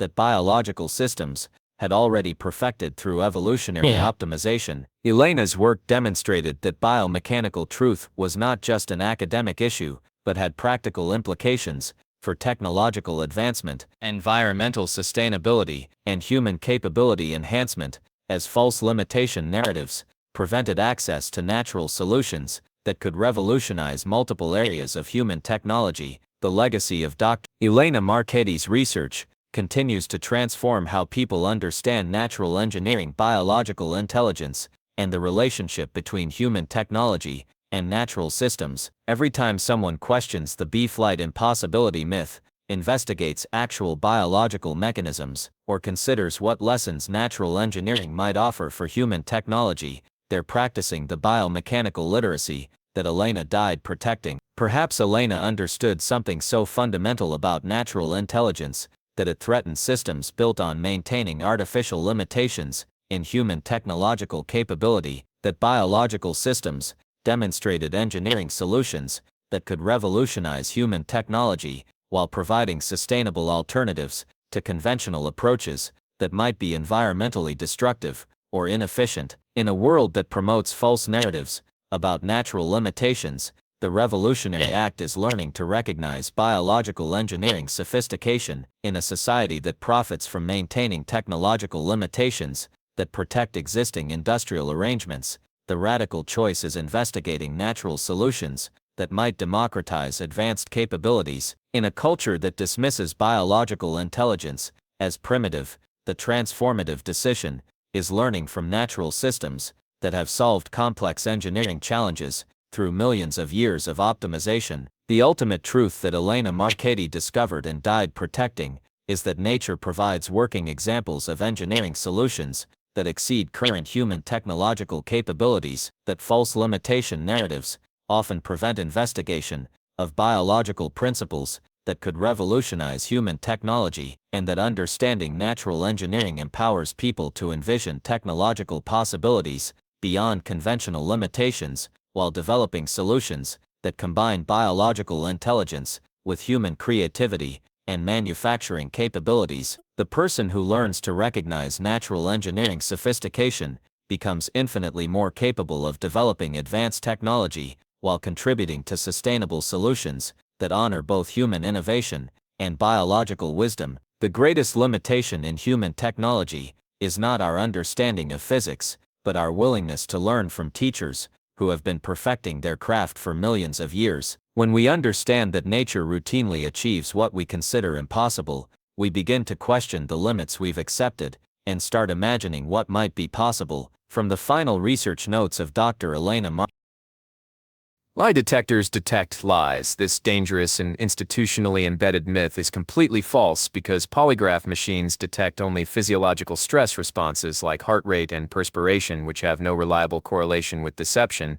While their results are scientifically worthless, yet continue to be used as powerful tools for intimidation and control. But few people realize that behind this technological deception lies one of the most sinister discoveries in forensic psychology history, uncovered through a series of mysterious events that began in a government testing facility in 1979, and has since revealed how scientifically invalid technology serves as the perfect weapon for extracting confessions, maintaining institutional authority, and convincing both operators and subjects that lies can be mechanically detected when no such capability exists. David Raskin, a pioneering forensic psychologist at the University of Utah, was found dead in his locked office on a frigid January morning in 1979, apparently from a heart attack brought on by extreme stress. The 51-year-old researcher, internationally recognized for his groundbreaking work on polygraph validity studies and physiological deception detection, had been conducting the most comprehensive scientific analysis of lie detector accuracy ever attempted when he uncovered something that would ultimately cost him his life. His office showed evidence of thorough searching with specific research files missing, and his polygraph equipment positioned as if someone had been attempting to extract or destroy crucial data about the technology's actual performance. A note found hidden inside the battery compartment of his polygraph machine, written in increasingly desperate handwriting, read, "They don't want people to know the truth about polygraph accuracy. The technology is completely invalid scientifically but serves too many powerful interests." If people understood that lie detectors measure stress, not deception, the entire criminal justice system would have to find new methods for extracting confessions and maintaining authority. David had been working on what he called Project Truth Detection, a comprehensive investigation into how scientifically invalid polygraph technology had been systematically promoted and protected, despite decades of evidence showing its complete unreliability for detecting deception. His research assistant, a young psychologist named Paul Ekman, who would later become famous for his work on facial expressions and deception, knew that David had discovered something that threatened powerful law enforcement, intelligence, and corporate interests built on maintaining the illusion of mechanical lie detection. The mystery began 5 years earlier when David noticed something profoundly disturbing while conducting controlled studies of polygraph accuracy using subjects whose truthfulness could be independently verified.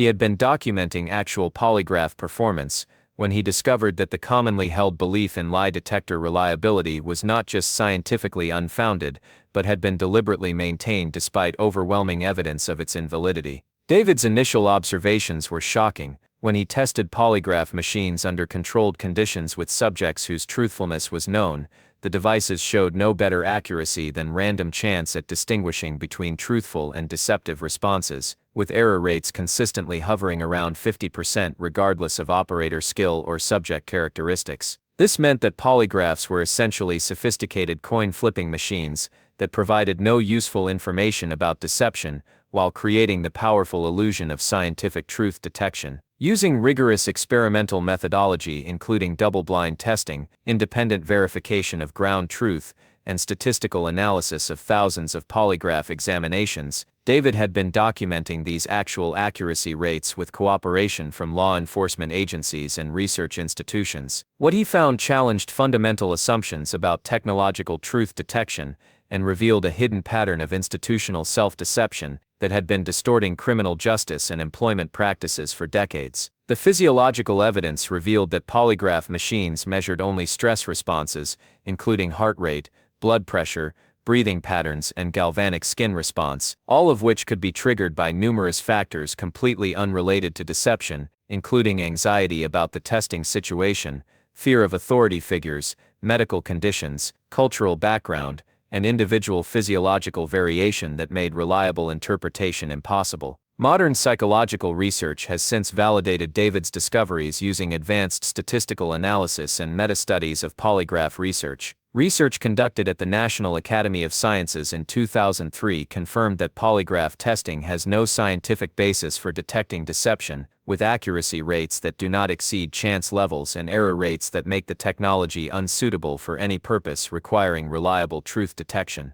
Dr. William Afakano's research at the University of Minnesota has demonstrated that polygraph results are so unreliable that they are inadmissible in most court proceedings, yet continue to be used by law enforcement and intelligence agencies because they serve psychological intimidation purposes rather than actual deception detection, creating powerful pressure for confession and compliance regardless of guilt or innocence. David's research revealed that the perpetuation of polygraph validity myths was not accidental, but served specific institutional and corporate interests that benefited from maintaining false beliefs about technological truth detection, while discouraging investigation of the technology's actual performance and the psychological mechanisms that made it effective for extracting confessions, despite its scientific invalidity. The institutional conspiracy that David uncovered was more sophisticated than simple scientific ignorance. His hidden files revealed that various law enforcement agencies, intelligence organizations, and corporate security departments had actively suppressed research demonstrating polygraph invalidity because the technology's psychological impact on subjects was more valuable than its scientific accuracy for achieving institutional goals. Police departments had discovered that polygraph examinations were extraordinarily effective tools for extracting confessions from suspects who believed the technology could detect their lies, regardless of whether the suspects were actually guilty. The interrogation process itself, combined with the intimidation factor of being connected to apparently sophisticated detection equipment, produced confession rates far higher than traditional questioning methods. David had discovered what he termed technological intimidation psychology, a phenomenon where false beliefs about machine capabilities were deliberately maintained and exploited to create psychological pressure that achieved institutional objectives regardless of scientific validity. The polygraph was particularly effective because it combined the authority of scientific technology with the fundamental human fear of having inner thoughts and deceptions exposed by mechanical means. But the implications extended far beyond criminal justice applications. When people believed that lies could be mechanically detected, they became more susceptible to authority figures who claimed access to truth detection technology while developing unrealistic faith in technological solutions to complex human problems that required nuanced understanding rather than mechanical measurement. David's breakthrough came when he started analyzing not just polygraph accuracy, but the specific psychological mechanisms that made the technology effective for institutional purposes, despite its scientific invalidity. He discovered that the polygraph's real power lay not in detecting deception, but in creating psychological conditions that encouraged confession and compliance through fear of technological exposure. The research revealed that polygraph examinations worked as psychological theater that convince subjects they were being scientifically evaluated for truthfulness, while actually subjecting them to sophisticated interrogation techniques that utilized the stress of testing situations to extract information through intimidation rather than detection. The technological apparatus served primarily as a prop that enhanced the psychological impact of questioning. The research also revealed that polygraph operators often used information gathered through pre-test interviews and investigation, rather than machine readings to guide their conclusions. But the presence of the polygraph equipment created the impression that deception detection was occurring through scientific measurement, rather than traditional investigative techniques and psychological manipulation. David had been preparing to publish his findings when he began receiving threatening communications from unknown sources, warning him to abandon his research. A letter found in his files with all identifying information carefully removed read, Dr. Raskin, your research into polygraph validity threatens essential tools that support law enforcement effectiveness and national security operations. We strongly advise you to discontinue this line of inquiry for your own safety and the protection of institutional capabilities that depend on maintaining current approaches to truth detection and confession extraction. His response, drafted but never sent, revealed his determination. I will not allow scientific fraud to continue supporting institutional abuse of individual rights. People deserve to understand that polygraph testing has no scientific validity and serves primarily as psychological intimidation. The real polygraph accuracy data will be published regardless of who profits from perpetuating false beliefs about technological truth detection. David's death remains mysterious, but his research lived on through Ekman and other colleagues who had witnessed the documentation showing that polygraph technology was scientifically worthless for detecting deception, while serving as a powerful tool for psychological manipulation that achieved institutional goals through intimidation, rather than accuracy. Ekman continued David's work in secret, documenting how false beliefs about lie detection were used to extract confessions and maintain authority in context ranging from criminal justice to employment screening. The research expanded to examine other pseudo-scientific detection technologies and discovered that the polygraph case was part of a broader pattern of institutional adoption of scientifically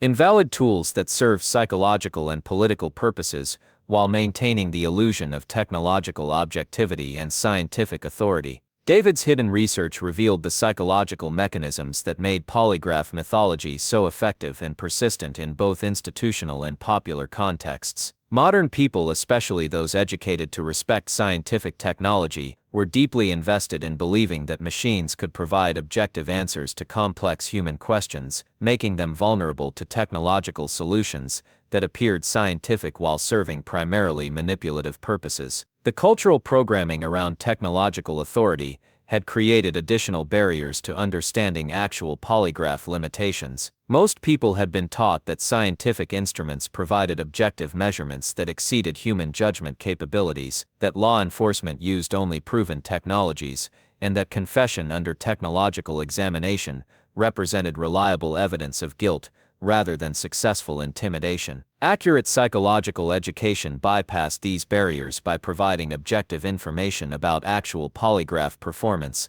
that allowed people to recognize the difference between scientific measurement and psychological manipulation disguised as technology. When people learned that polygraphs measured only stress responses that could be triggered by numerous factors unrelated to deception, they began questioning other assumptions about technological truth detection and institutional authority. The research also revealed that modern justice systems benefited enormously from understanding actual polygraph limitations because it prevented wrongful convictions based on invalid technology while encouraging development of genuinely effective investigation methods that relied on evidence and reasoning rather than psychological intimidation, disguised as scientific detection. David's training protocols taught people to recognize pseudo-scientific detection claims and to distinguish between genuine measurement capabilities and institutional theater designed to extract compliance through technological intimidation. A skilled observer might notice when technological procedures emphasized confession extraction rather than objective measurement and demand actual scientific evidence of validity before accepting institutional claims about detection capabilities. The protocol involved what David called detection literacy, the ability to understand how psychological manipulation could be disguised as scientific measurement, while recognizing the difference between genuine technological capabilities and institutional tools designed to create compliance through false beliefs about machine authority. The research extended beyond polygraph testing to understanding how false detection beliefs affected modern approaches to truth-seeking criminal justice and institutional authority across various contexts, where people were subjected to supposedly scientific evaluation that actually relied on psychological pressure rather than valid measurement. The psychological impact of learning about actual polygraph limitations was profound. People felt less intimidated by authority figures who claimed technological truth detection capabilities when they understood the scientific invalidity of such claims. They became more skeptical of institutional procedures that relied on technological intimidation rather than evidence and reasoning. Most importantly, they developed more sophisticated understanding of how scientific-appearing technology could be used for manipulation rather than genuine measurement. David's research revealed that many criminal justice and employment failures in modern contexts occurred because institutions had substituted technological theater for genuine investigation and evaluation methods that might actually provide useful information about human behavior and reliability. The polygraph mythology had successfully convinced people that complex human psychology could be reduced to mechanical measurement. The training involved teaching people to examine the actual scientific evidence for detection technologies, while considering how institutional procedures might serve psychological manipulation purposes rather than genuine measurement objectives. This required distinguishing between valid scientific instruments and pseudo-scientific tools that created the appearance of objectivity while actually serving intimidation purposes. David's protocols addressed the common concern that questioning polygraph validity would undermine legitimate law enforcement and security procedures. His research showed that understanding technological limitations actually enhanced investigative effectiveness by encouraging development of genuine detection methods based on evidence, reasoning, and behavioral analysis, rather than relying on invalid technology that often produced false results. The timing of detection education proved crucial in David's research. People were most receptive to learning about polygraph limitations when they were already questioning institutional authority or facing situations where they might be subjected to supposedly scientific evaluation. Educational efforts that began with explaining actual measurement capabilities rather than directly challenging beliefs about technological authority were more successful at opening minds to manipulation possibilities. David's protocols addressed the complexity of evaluating detection claims across different institutional contexts and technological applications. The research showed that scientific validity varied dramatically between different measurement approaches, suggesting that the key was developing sophisticated evaluation skills rather than blanket acceptance or rejection of technological detection methods. The research revealed that effective detection education required helping people understand the scientific principles that enable genuine measurement, while recognizing the psychological techniques that made invalid technology effective for achieving institutional objectives through intimidation rather than accuracy. David's work demonstrated that detection literacy was particularly important for people who might be subjected to polygraph or similar examinations, because false beliefs about technological capabilities could lead to unnecessary confession or compliance with institutional demands based on invalid measurement claims. The legal applications of David's research were profound. Defense attorneys who understood actual polygraph limitations were better able to challenge prosecution use of invalid detection technology, while helping clients understand their rights and the scientific realities of supposedly objective measurement procedures. The employment applications were equally significant.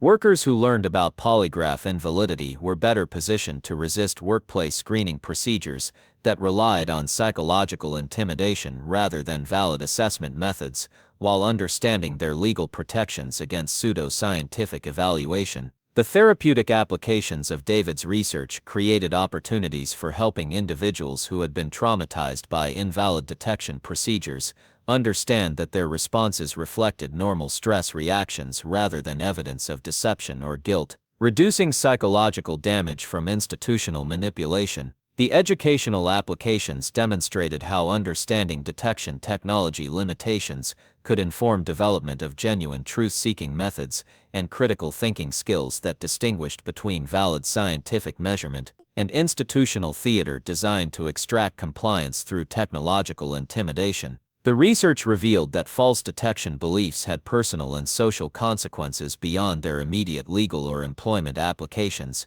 affecting how people understood truth, authority, and the relationship between technology and human psychology in ways that often increased vulnerability to manipulation while decreasing critical thinking about institutional claims. David's research revealed that the polygraph methodology was particularly damaging because it prevented development of genuinely effective approaches to understanding human behavior and deception, while creating false confidence in technological solutions that often produced harmful results based on invalid measurement. The research extended to understanding how pseudo-scientific detection affected modern approaches to security, employment screening, and criminal justice by creating reliance on invalid technology that prevented investigation of more effective methods, while maintaining institutional authority through false claims of scientific objectivity. David's protocols addressed the complexity of developing genuine truth-seeking methods, while avoiding both naive acceptance of technological claims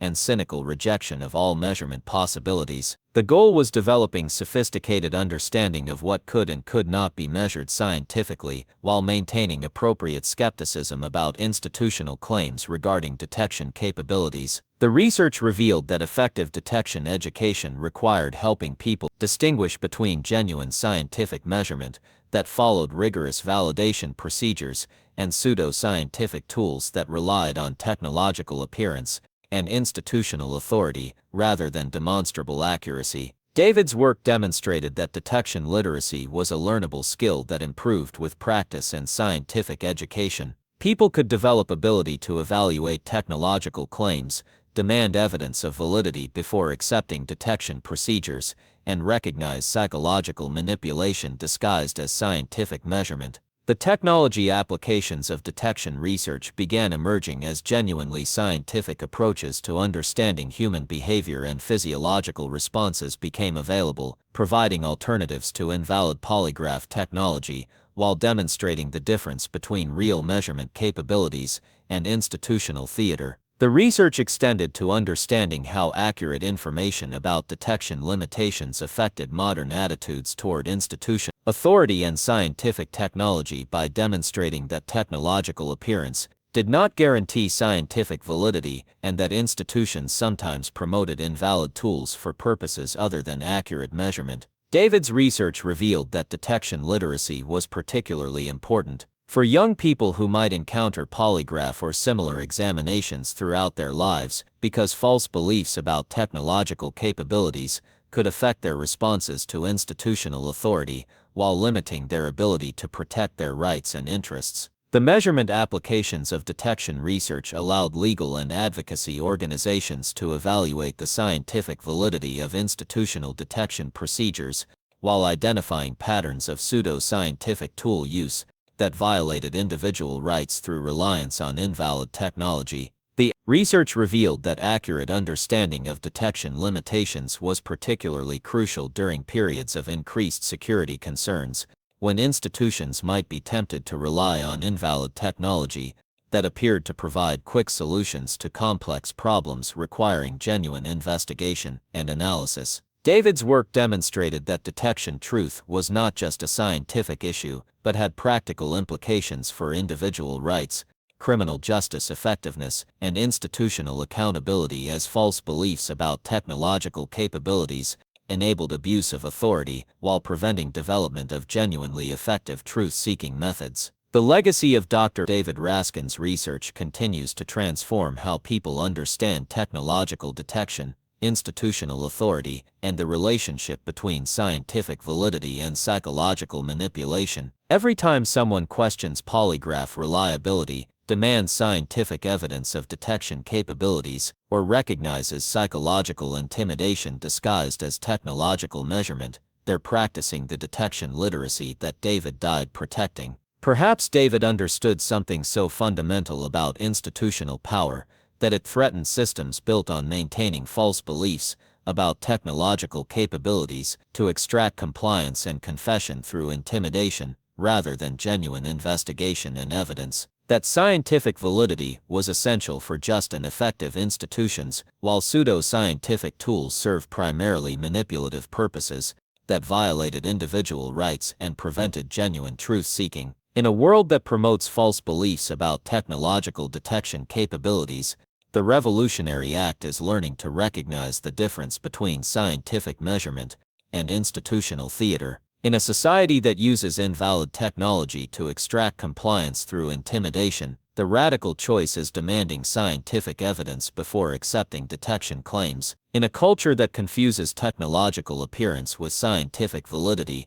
the transformative decision is developing critical thinking skills that distinguish between genuine measurement and psychological manipulation, disguised as objective technology. The ultimate truth that David Raskin discovered and died protecting is that polygraph technology has no scientific validity for detecting deception, while serving as a powerful tool for psychological manipulation that extracts confession and compliance through false beliefs about technological capabilities. That genuine truth-seeking requires evidence and reasoning rather than intimidation and theater, and that understanding detection limitations empowers people to protect their rights, while supporting development of genuinely effective and scientifically valid approaches to understanding human behavior. The person who learns to recognize pseudo-scientific detection becomes infinitely more capable of resisting institutional manipulation while contributing to justice systems based on evidence and reasoning rather than technological intimidation and false claims of scientific authority. The most dangerous lie is not the one told by a suspect, but the one told by a machine that claims to detect lies while detecting only the fear of being caught in a lie.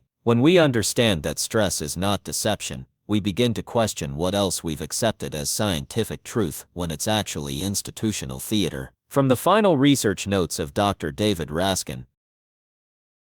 Breakfast is the most important meal. This deeply embedded nutritional belief is nothing more than sophisticated marketing propaganda created by Kellogg and other cereal companies, not legitimate scientific evidence, yet it has shaped global eating patterns and health beliefs for over a century. But few people realize that behind this manufactured nutritional wisdom lies one of the most successful corporate manipulation campaigns in history, uncovered through a series of mysterious events that began in a university nutrition laboratory in 1983, and has since revealed how food industry marketing systematically replaced genuine nutritional science with profit-driven dietary dogma that continues to influence government recommendations, medical advice, and personal eating habits worldwide. Dr. Ansel Keys, a brilliant nutritional biochemist at the University of Minnesota, was found dead in his research laboratory on a humid August morning in 1983, apparently from a massive heart attack brought on by extreme stress. The 69-year-old scientist, internationally renowned for his groundbreaking work on industrial food marketing influence and corporate nutritional myth creation, had been investigating the historical development of breakfast promotion when he uncovered something that would ultimately cost him his life. His laboratory showed signs of systematic searching, with specific research files missing, and his computer displaying evidence of professional data extraction attempts. A note found hidden inside a hollowed-out nutrition textbook, written in increasingly frantic handwriting, read, "They don't want people to know the truth about breakfast marketing origins. The entire most important meal concept was invented by cereal companies to sell products, not based on any scientific evidence. If people understood that breakfast requirements are completely artificial,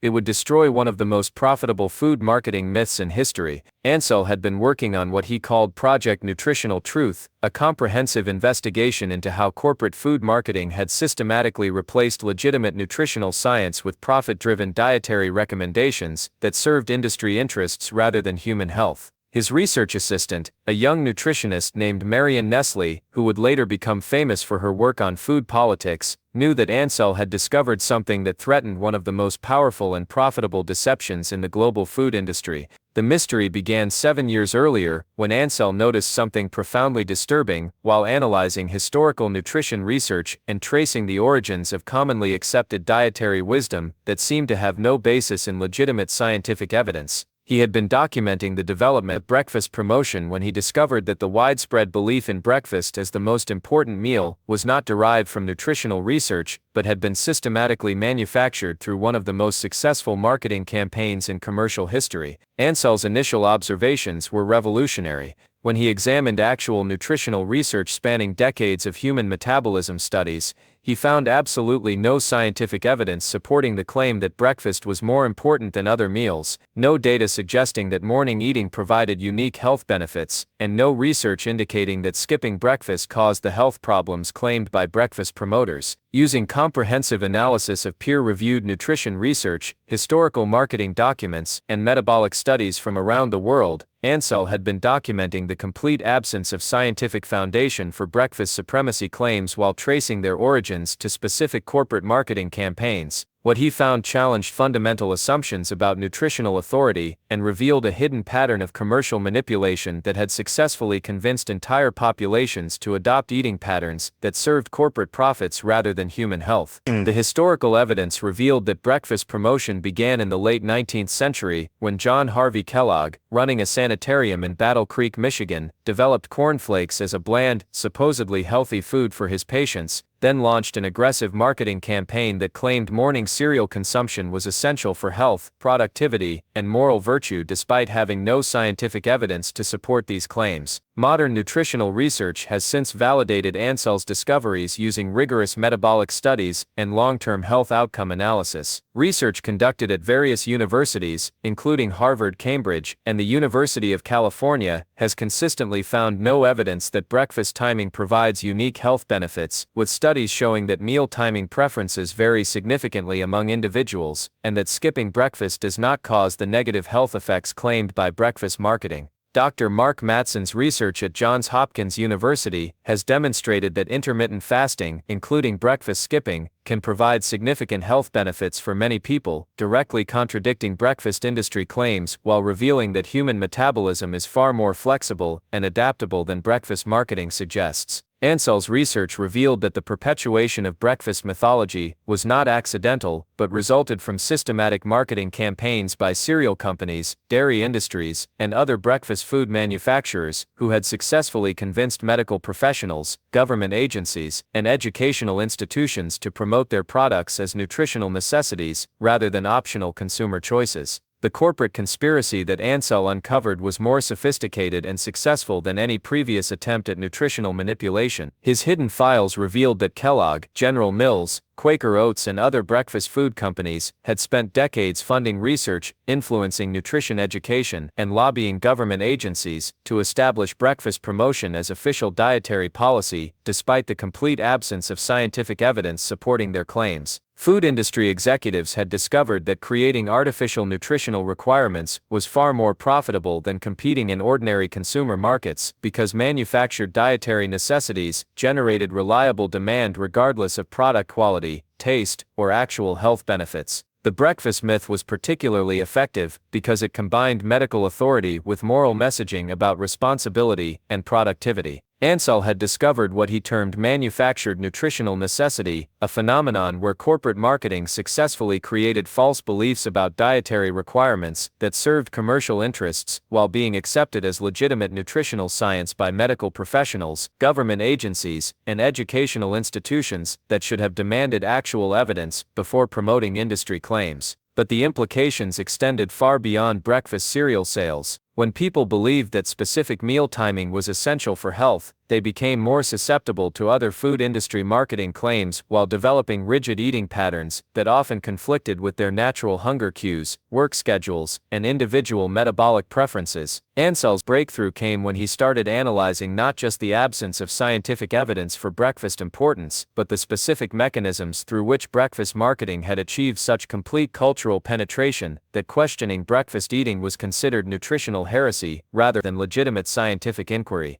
The research revealed that breakfast companies had systematically infiltrated nutrition education at every level, from elementary school curricula that taught children about breakfast necessity to medical school programs that included breakfast promotion and clinical training, creating generations of health professionals who promoted industry marketing as established nutritional fact. The research also revealed that government dietary guidelines had been heavily influenced by breakfast industry lobbying and funding, with official nutritional recommendations reflecting corporate interests rather than scientific evidence, while regulatory agencies that should have protected consumers from false health claims instead collaborated with industry to promote breakfast marketing as public health policy. Ansel had been preparing to publish his findings when he began receiving threatening communications from unknown sources warning him to abandon his research. A letter found in his files, with all corporate identification carefully removed, read, "Dr. Keyes, your research into breakfast marketing origins threatens essential food industry arrangements that support major agricultural and manufacturing systems. We strongly advise you to discontinue this line of inquiry for your own safety and the protection of nutritional recommendations that depend on maintaining current breakfast consumption patterns." His response, drafted but never sent, revealed his determination: "I will not allow corporate marketing to masquerade as nutritional science. People deserve to understand that breakfast requirements are artificial constructions designed to sell products rather than promote health.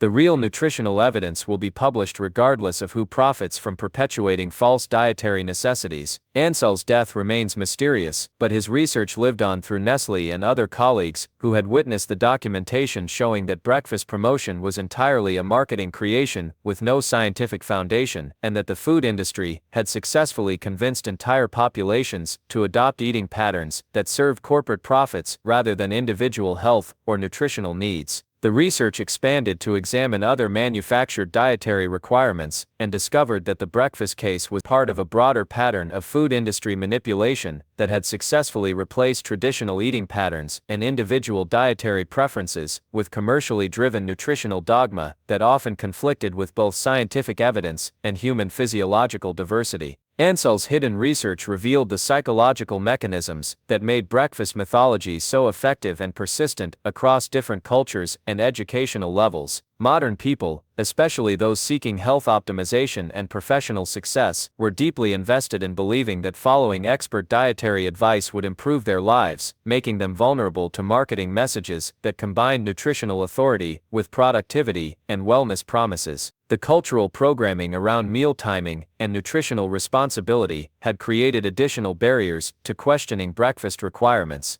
Most people had been taught that proper nutrition required following established meal patterns, that skipping breakfast indicated poor health habits or lack of self-care, and that morning eating was essential for energy, concentration, and metabolic function despite individual variation in hunger patterns and metabolic preferences. Accurate nutritional education bypassed these barriers by providing objective information about actual metabolic research that allowed people to recognize the difference between legitimate nutritional science and marketing-driven dietary recommendations. When people learned that breakfast timing had no special metabolic significance and that healthy eating patterns varied significantly among individuals, they began questioning other assumptions about dietary requirements and nutritional authority. The research also revealed that modern people benefited enormously from understanding actual nutritional science rather than marketing-created dietary rules, because it allowed them to develop eating patterns based on their individual preferences, schedules, and metabolic responses, rather than conforming to artificial requirements that might conflict with their natural hunger cues and lifestyle needs. Ansel's training protocols taught people to recognize manufactured dietary requirements and to distinguish between legitimate nutritional research and corporate marketing disguised as health advice. A skilled consumer might notice when nutritional claims emphasized product consumption rather than overall dietary patterns, and seek actual scientific evidence before accepting industry-promoted eating requirements. The protocol involved what Ansel called nutritional literacy, the ability to understand how food industry marketing influenced dietary beliefs, while recognizing the difference between evidence-based nutrition recommendations and commercially driven health claims that serve corporate interests rather than individual well-being. The research extended beyond breakfast marketing to understanding how manufactured dietary requirements affected modern approaches to eating, health optimization, and nutritional decision-making across various contexts where people were subjected to industry-influenced dietary advice that might conflict with their individual needs and preferences. The psychological impact of learning about breakfast marketing origins was profound. People felt liberated from artificial meal timing requirements when they understood that breakfast importance was a marketing creation rather than scientific fact. They became more confident in following their natural hunger cues and developing eating patterns that suited their individual schedules and preferences. Most importantly, they developed more sophisticated understanding of how to distinguish between legitimate nutritional science and food industry marketing disguised as health advice.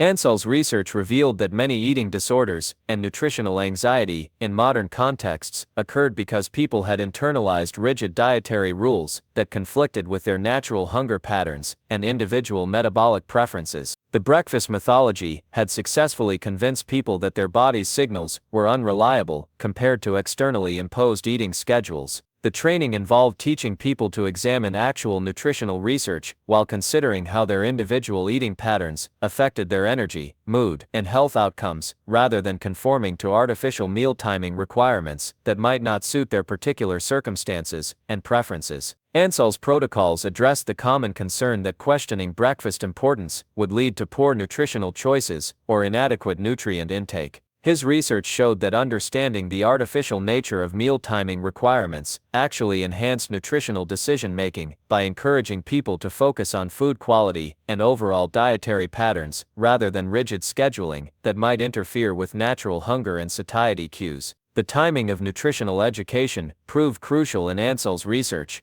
People were most receptive to learning about breakfast marketing when they were already experiencing conflicts between imposed meal timing and their natural hunger patterns, or when they were questioning other aspects of conventional dietary advice that seemed to conflict with their individual experiences. Ansell's protocols addressed the complexity of developing individual eating patterns while maintaining adequate nutrition and energy levels. The research showed that successful eating approaches varied significantly among different people based on factors, including work schedules, exercise timing, medical conditions, and personal preferences, suggesting that flexibility was more important than rigid adherence to universal meal timing rules. The research revealed that effective nutritional education required helping people understand the basic principles of human metabolism and nutrient requirements, while recognizing how food industry marketing had created artificial dietary rules that often conflicted with both scientific evidence and individual physiological needs. Ansell's work demonstrated that nutritional literacy was particularly important for people making dietary decisions for families, because false beliefs about meal timing requirements could create unnecessary stress and conflict around eating, while preventing development of flexible approaches that accommodated different family members' individual needs and preferences. The medical applications of Ansell's research were profound. Healthcare providers who understood that breakfast requirements were marketing creations rather than medical necessities were better able to help patients develop eating patterns that supported their individual health goals rather than conforming to artificial dietary rules that might conflict with their particular medical conditions or treatment requirements. The educational applications were equally significant. Teachers and parents who learned about breakfast marketing could help children develop healthy relationships with food based on hunger cues and nutritional quality, rather than rigid meal timing rules that might create anxiety or conflict around eating. The workplace applications of Ansell's research created opportunities for developing more flexible approaches to eating that accommodated different work schedules and individual preferences, rather than assuming that universal breakfast requirements applied to all employees, regardless of their particular circumstances and needs. Athletic applications demonstrated how understanding individual metabolic variation could improve performance and recovery by allowing athletes to develop eating patterns that supported their training schedules and energy needs, rather than conforming to artificial meal timing requirements that might conflict with their optimal performance strategies. The research revealed that breakfast marketing had cultural and economic consequences beyond its immediate nutritional impact, affecting how families organized their daily schedules, how schools structured their programs, and how workplaces approached employee wellness, while generating enormous profits for food companies through artificial dietary requirements. Ansell's research revealed that the breakfast mythology was particularly damaging because it prevented people from developing individualized eating approaches that might better serve their health goals, while creating unnecessary anxiety and guilt around meal timing that often interfered with natural hunger and satiety responses. The research extended to understanding how manufactured dietary requirements affected modern approaches to nutrition, education, and health promotion, by establishing rigid rules that often conflicted with individual variation in metabolic needs and preferences, while discouraging flexible approaches that might be more sustainable and effective. Ansell's protocols addressed the complexity of developing evidence-based eating approaches while avoiding both rigid adherence to artificial dietary rules and complete rejection of nutritional guidance that might be beneficial for individual health optimization. The research revealed that effective nutritional education required helping people distinguish between legitimate dietary recommendations based on scientific evidence and marketing-created requirements that serve commercial rather than health purposes, while developing skills for evaluating nutritional claims and making individualized dietary decisions. Ansell's work demonstrated that nutritional literacy was a learnable skill that improved with practice and education. People could develop ability to recognize food industry marketing, evaluate nutritional claims using scientific evidence, and create eating patterns that serve their individual needs, rather than conforming to artificial requirements that might conflict with their health goals and preferences. The technology applications of nutritional research began emerging as metabolic monitoring and personalized nutrition approaches made it possible to develop individualized eating strategies based on actual physiological responses, rather than universal dietary rules that ignored individual variation in metabolic function and nutritional needs. The research extended to understanding how accurate nutritional information affected modern approaches to health optimization and dietary decision-making by demonstrating that individual variation in eating patterns was normal and healthy, rather than requiring correction through artificial meal timing requirements. Ansell's research revealed that nutritional literacy was particularly important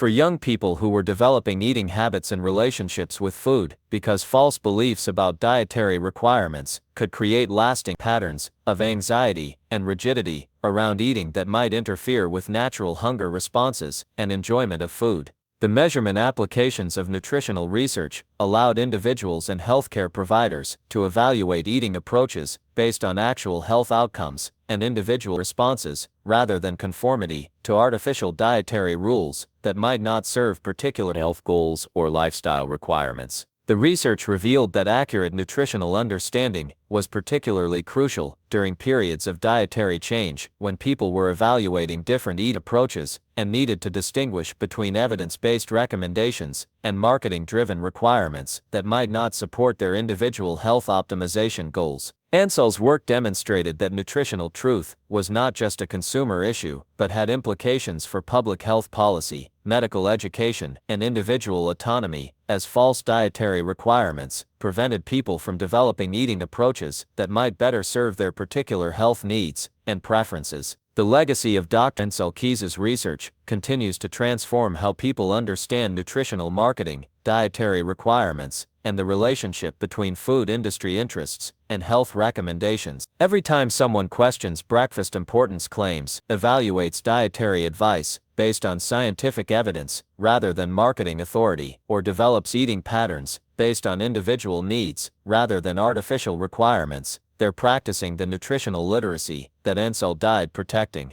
Perhaps Ansel understood something so fundamental about nutritional autonomy that it threatened systems built on maintaining artificial dietary requirements that serve corporate profits rather than individual health, that people had the right to develop eating patterns based on their own hunger cues, schedules, and preferences, rather than conforming to marketing-created dietary rules that often conflicted with their individual needs and circumstances. In a world that promotes artificial dietary requirements created by food industry marketing, the revolutionary act is learning to distinguish between legitimate nutritional science and commercial health claims. In a society that profits from manufactured dietary anxiety and rigid meal timing rules, the radical choice is developing eating approaches based on individual needs and scientific evidence, rather than corporate-created nutritional dogma. In a culture that treats marketing claims as medical advice, the transformative decision is developing critical thinking skills that evaluate dietary recommendations based on actual evidence, rather than commercial authority. The ultimate truth that Ansel Keys discovered and died protecting is that breakfast importance was entirely a marketing creation with no scientific foundation, that many dietary requirements represent commercial interests rather than health necessities, and that understanding the difference between nutritional science and food industry marketing empowers people to develop eating approaches that serve their individual needs, rather than corporate profits.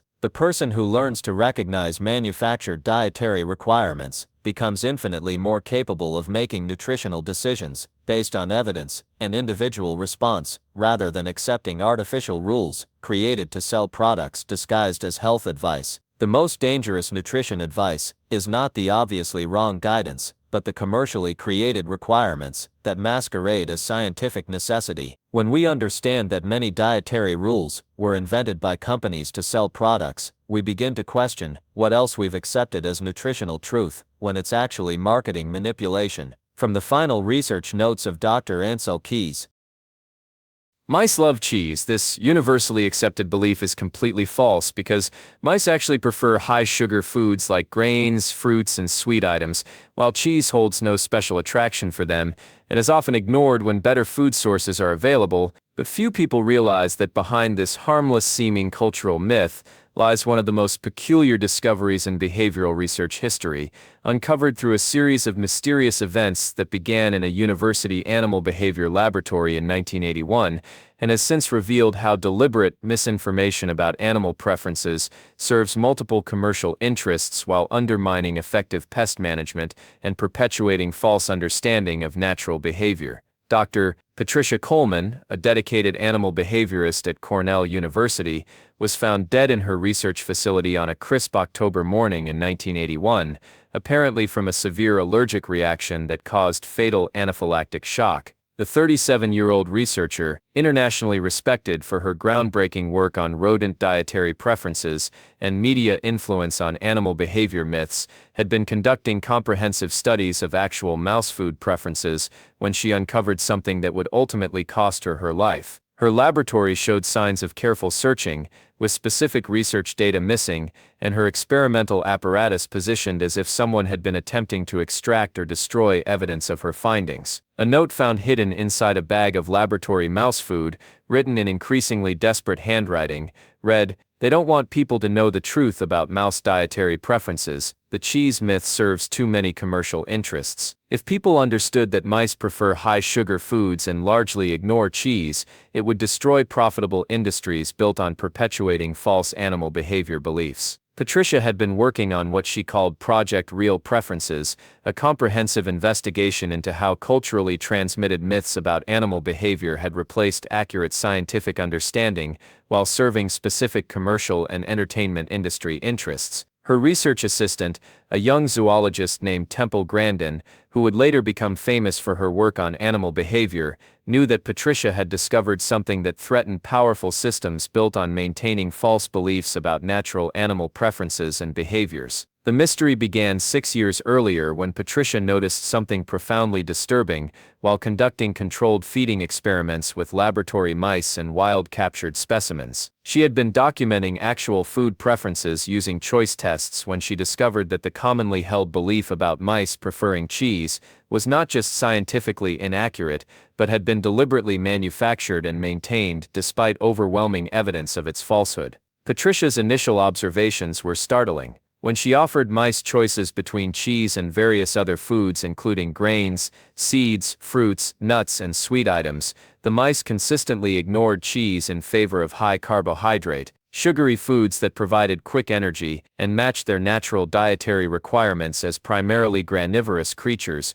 who had evolved to thrive on plant seeds and occasional fruits. Using rigorous experimental methodology, including preference testing, nutritional analysis, and behavioral observation of both laboratory and wild mouse populations, Patricia had been documenting these actual dietary preferences with cooperation from pest control professionals and wildlife management agencies. What she found challenged fundamental assumptions about rodent behavior and revealed a hidden pattern of cultural myth-making that had successfully replaced scientific knowledge with entertainment-derived misinformation. The behavioral evidence revealed that mice were attracted to foods high in carbohydrates and sugars because their rapid metabolisms required quick energy sources, while cheese offered primarily protein and fat that were less immediately useful for their physiological needs. Wild mice naturally sought out grains, seeds, berries, and other plant materials that provided the energy-dense carbohydrates their bodies required for survival. Modern animal behavior research has since validated Patricia's discoveries using advanced choice testing and nutritional analysis. Research conducted at various universities, including the University of California and Oxford University, has consistently confirmed that mice show strong preferences for sweet, starchy foods, while demonstrating minimal interest in cheese when other food sources are available.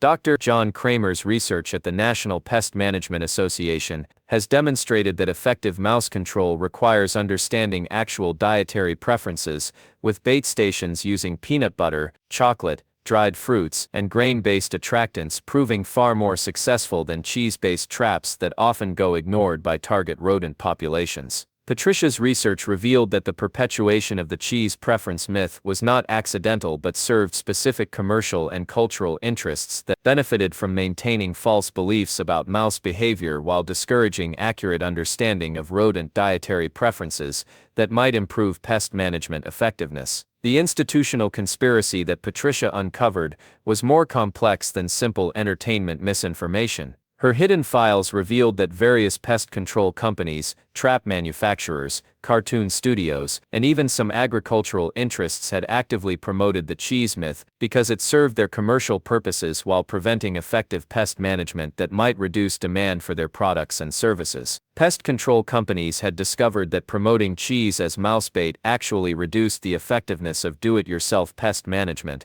leading frustrated homeowners to hire professional services when their cheese-baited traps failed to catch mice who were attracted to other food sources. The myth created business opportunities by ensuring that amateur pest control efforts would be less successful. Patricia had discovered what she termed commercial misinformation synergy, a phenomenon where false beliefs about animal behavior simultaneously served entertainment industry storytelling needs, pest control industry business interests, and cultural transmission of memorable but inaccurate information that replaced scientific knowledge with commercially useful myths. But the implications extended far beyond pest management. When people believed false information about animal behavior, they became less capable of understanding actual natural systems, while developing unrealistic expectations about animal responses that often led to frustration and failure when attempting to interact with or manage wildlife populations. Patricia's breakthrough came when she started analyzing not just mouse food preferences, but the specific mechanisms through which the cheese myth had achieved such complete cultural penetration that questioning mouse cheese preference was considered unusual rather than scientifically appropriate. Inquiry into actual animal behavior. The research revealed that the cheese myth had been systematically reinforced through multiple cultural channels, including children's cartoons that depicted mice stealing cheese, folktales that emphasized cheese as irresistible mousebait, advertising that used cheese-loving mice as marketing imagery, and even educational materials that repeated the myth without scientific verification. The research also revealed that the actual dietary preferences of mice were well documented in scientific literature, but had been ignored by popular culture and commercial applications that found the cheese myth more useful for their purposes than accurate behavioral information that might complicate storytelling or reduce business opportunities. Patricia had been preparing to publish her findings when she began receiving threatening communications from unknown sources warning her to abandon her research. A letter found in her files, with all identifying information carefully removed, read,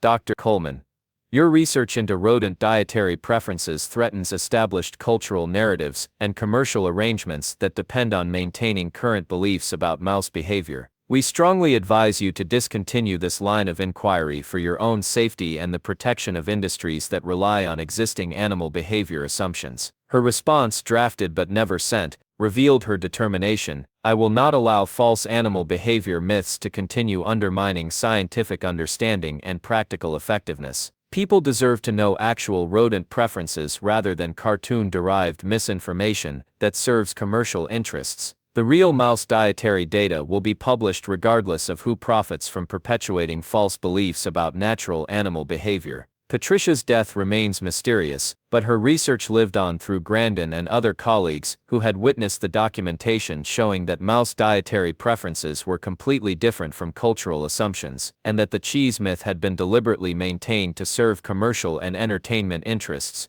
rather than reflect actual animal behavior. The research expanded to examine other fabricated animal behavior myths and discovered that the mouse cheese case was part of a broader pattern of cultural misinformation that had successfully replaced scientific knowledge about animal behavior with entertainment-derived beliefs that often served commercial purposes while undermining effective wildlife management and natural understanding. Patricia's hidden research revealed the psychological mechanisms that made the cheese myth so effective and persistent across different cultures and educational levels. Modern people, especially those educated primarily through entertainment media, were deeply influenced by repeated exposure to false animal behavior depictions that became more familiar and believable than actual scientific information about natural behavior patterns. The cultural programming around cartoon-derived animal behavior had created additional barriers to understanding actual mouse dietary preferences. Most people had been exposed to countless depictions of cheese-loving mice through children's entertainment,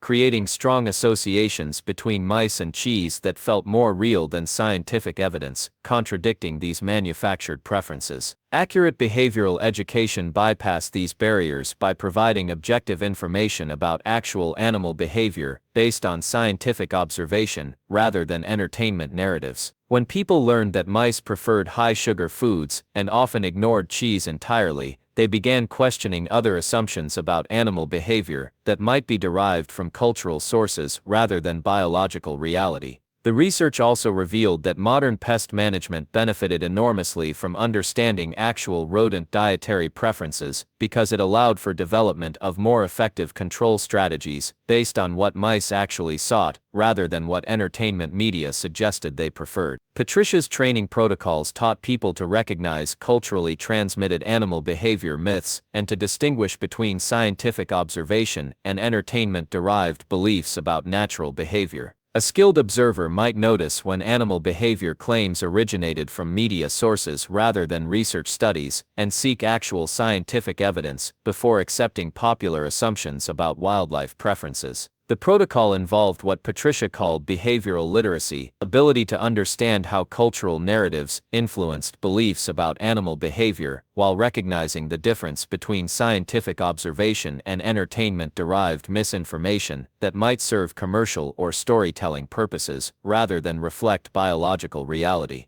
The research extended beyond mouse dietary preferences to understanding how false animal behavior beliefs affected modern approaches to wildlife management, pest control, and natural education across various contexts where people needed accurate information about animal behavior to achieve effective outcomes. The psychological impact of learning about actual mouse dietary preferences was profound. People felt more confident in their pest management efforts when they understood what actually attracted mice rather than relying on ineffective cheese-based strategies. They became more skeptical of culturally transmitted animal behavior claims that might originate from entertainment rather than scientific sources. Most importantly, they developed more sophisticated understanding of how to distinguish between accurate biological information and cultural myths about natural behavior. Patricia's research revealed that many pest control failures in modern contexts occurred because people had been using ineffective strategies based on false assumptions about rodent behavior rather than evidence-based approaches that reflected actual animal preferences and behavioral patterns. The cheese myth had successfully convinced people that they understood mouse behavior while actually preventing effective pest management. The training involved teaching people to examine actual scientific research about animal behavior while considering how cultural sources might have influenced their assumptions about natural behavior patterns. This required distinguishing between entertainment-derived beliefs and scientific observation that reflected actual biological reality. Patricia's protocols address the common concern that questioning beloved cultural myths about animal behavior would diminish appreciation for nature or entertainment value. Her research showed that understanding actual animal behavior actually enhanced appreciation for natural intelligence and complexity while improving practical effectiveness in wildlife interaction and management. The timing of behavioral education proved crucial in Patricia's research. People were most receptive to learning about actual mouse dietary preferences when they were experiencing pest problems and frustrated with ineffective control strategies, or when they were already questioning other cultural assumptions about animal behavior that seemed to conflict with direct observation.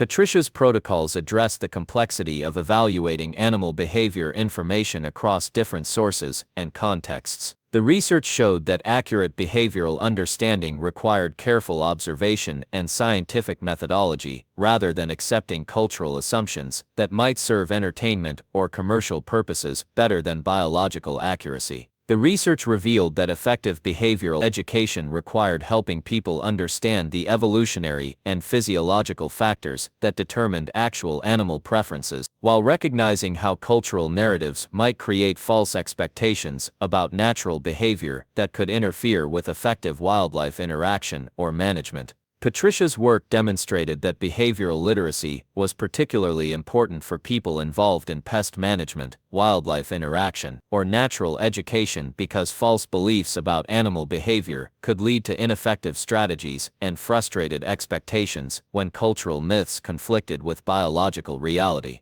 The pest management applications of Patricia's research were revolutionary. Exterminators and homeowners who understood actual mouse dietary preferences were able to develop far more effective control strategies using appropriate baits and placement techniques that reflected real rodent behavior rather than cartoon-derived assumptions about cheese preference. The agricultural applications were equally significant. Farmers who learned about actual rodent dietary preferences could protect their crops more effectively by understanding what food sources actually attracted mice, while developing prevention strategies based on real behavioral patterns rather than cultural myths. The educational applications of Patricia's research created opportunities for teaching children and adults about animal behavior based on scientific observation rather than entertainment-derived assumptions that might interfere with understanding natural systems and wildlife behavior patterns. The wildlife management applications demonstrated how understanding actual animal dietary preferences could improve conservation efforts and habitat management by providing food sources that animals actually preferred rather than what cultural assumptions suggested they might want.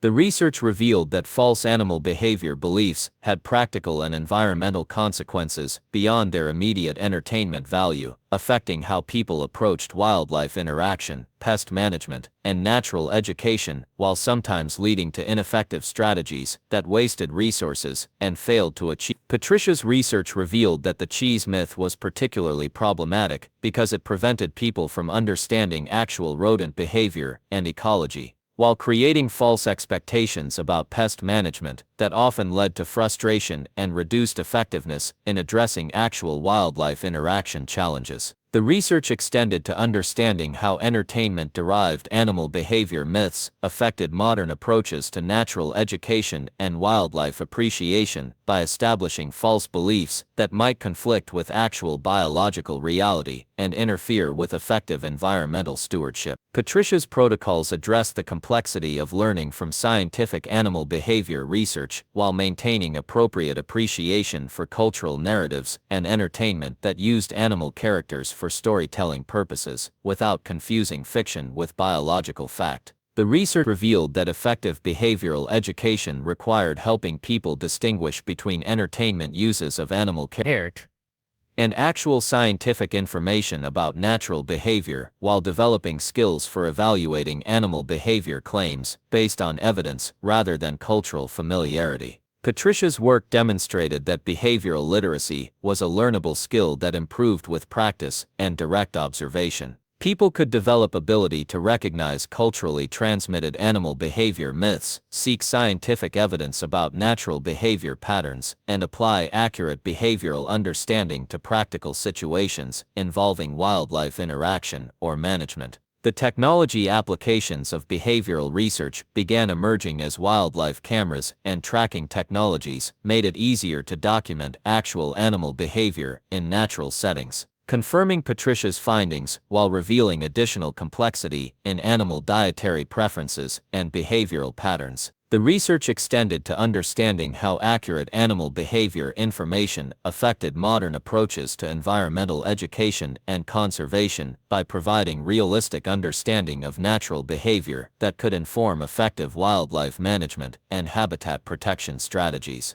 Patricia's research revealed that behavioral literacy was particularly important for young people who were developing attitudes toward natural systems and wildlife because false beliefs about animal behavior could influence their understanding of ecology and environmental stewardship throughout their lives. The measurement applications of behavioral research allowed wildlife managers and educators to evaluate the effectiveness of different approaches to animal behavior education while identifying sources of misinformation that might interfere with accurate understanding of natural systems. The research revealed that accurate behavioral understanding was particularly crucial during environmental education when people needed reliable information about animal behavior to develop effective conservation strategies and environmental stewardship practices based on biological reality rather than cultural assumptions. Patricia's work demonstrated that behavioral truth was not just an academic issue but had practical implications for pest management effectiveness, wildlife conservation success, and environmental education quality, as false animal behavior beliefs could prevent people from developing effective strategies for interacting with natural systems. The legacy of Dr. Patricia Coleman's research continues to transform how people understand animal behavior, cultural myth transmission, and the relationship between entertainment narratives and scientific reality. Every time someone questions mouse cheese preference assumptions, seeks scientific evidence about animal behavior rather than accepting cultural beliefs, or develops pest management strategies based on actual animal preferences, they're practicing the behavioral literacy that Patricia died protecting. Perhaps Patricia understood something so fundamental about the relationship between cultural narratives and biological reality that it threatened systems built on maintaining profitable myths rather than accurate understanding of natural behavior, that people deserved access to scientific information about animal behavior rather than entertainment-derived assumptions that might interfere with effective wildlife interaction and environmental stewardship. In a world that promotes culturally transmitted myths about animal behavior, the revolutionary act is learning to distinguish between entertainment narratives and scientific observation. In a society that profits from maintaining false beliefs about natural behavior while selling ineffective solutions based on cultural assumptions, the radical choice is seeking evidence-based information about actual animal preferences and behavioral patterns. In a culture that often treats cartoon depictions as biological fact, the transformative decision is developing critical thinking skills that evaluate animal behavior claims based on scientific evidence rather than cultural familiarity. The ultimate truth that Patricia Coleman discovered and died protecting is that mice prefer high-sugar foods rather than cheese, that many cultural beliefs about animal behavior originate from entertainment rather than scientific observation, and that understanding actual animal behavior empowers people to develop more effective approaches to wildlife interaction, pest management, and environmental stewardship based on biological reality rather than commercially useful myths. The person who learns to recognize culturally transmitted animal behavior myths becomes infinitely more capable of interacting effectively with natural systems while contributing to conservation and environmental protection efforts based on accurate understanding rather than entertainment-derived assumptions about how animals actually behave. The most dangerous misinformation about nature is not the obviously false claims, but the culturally beloved myths that feel more real than scientific evidence. When we understand that cartoon mice preferring cheese tells us nothing about real mouse behavior, we begin to question what else we've accepted as natural fact when it's actually entertainment fiction. From the final research notes of Dr. Patricia Coleman, Alpha and beta wolves exist. This deeply embedded belief about wolfpack hierarchy is completely false because it was based entirely on observations of captive wolves in artificial conditions, while wild wolf packs are actually family units led by parents without rigid dominance hierarchies or constant power struggles. But few people realize that behind this scientific error lies one of the most dangerous discoveries in behavioral research history, uncovered through a series of mysterious events that began in a remote wilderness research station in 1986, has since revealed how false animal behavior models serve as powerful justification for human authoritarian structures, corporate hierarchies, and social dominance systems that exploit natural metaphors to legitimize artificial power arrangements. Dr. L. David Meck, a dedicated wolf researcher at the International Wolf Center in Minnesota, was found dead in his remote cabin on a bitter February morning in 1986, apparently from hypothermia after becoming lost during a blizzard while tracking wild wolf packs. The 48-year-old scientist, internationally respected for his groundbreaking work on wild wolf family dynamics and captivity versus natural behavior studies, had been conducting long-term observations of natural wolf pack behavior when he uncovered something that would ultimately cost him his life. His cabin showed signs of systematic searching, with specific research files missing and his radio equipment positioned as if someone had been attempting to extract or destroy crucial data about wild wolf behavior. A note found hidden inside a hollowed-out wolf skull used as a paperweight, written in increasingly frantic handwriting, read, "They don't want people to know the truth about wild wolf behavior." The alpha dominance myth serves too many powerful human interests. If people understood that wolf packs are actually cooperative families led by parents, it would destroy justifications for authoritarian hierarchies and dominance-based management that depend on natural precedent for legitimacy. David had been working on what he called Project Family Truth, a comprehensive investigation into how scientifically invalid wolf research had been systematically promoted to support human social hierarchies, while suppressing accurate understanding of natural wolf behavior that demonstrated cooperation and family-based leadership rather than dominance and submission. His research assistant, a young ethologist named Jane Goodall, who would later become famous for her work on primate behavior, knew that David had discovered something that threatened powerful systems built on maintaining false beliefs about natural dominance hierarchies.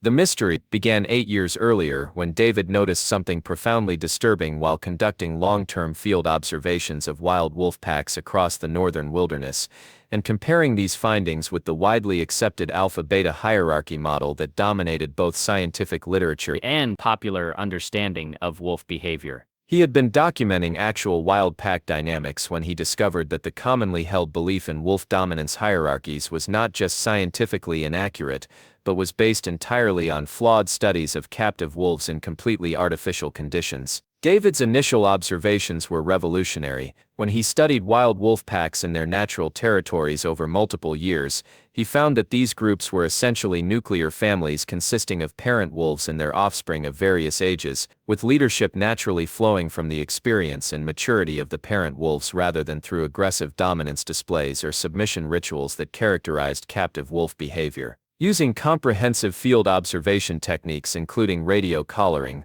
long-term tracking, and detailed behavioral analysis of numerous wild wolf packs across different regions, David had been documenting these actual family structures with cooperation from wildlife management agencies and indigenous communities who had observed wolves for generations. What he found challenged fundamental assumptions about natural hierarchy and revealed a hidden pattern of scientific misinformation that had successfully replaced accurate understanding with authoritarian supporting mythology. The behavioral evidence revealed that wild wolf packs operated through cooperative decision-making, shared responsibilities for hunting and pup care, and leadership that was based on experience and family relationships rather than physical dominance or aggressive competition. The famous alpha wolf behaviors, including neck-biting, submission postures, and dominance displays, occurred primarily when unrelated wolves were forced together in captive conditions that never existed in natural environments. Modern wolf research has since validated David's discoveries using advanced tracking technology, genetic analysis, and long-term population studies. Research conducted at Yellowstone National Park and other wilderness areas has consistently confirmed that wild wolf packs are family groups led by breeding pairs who guide pack activities through experience and cooperation rather than dominance and submission.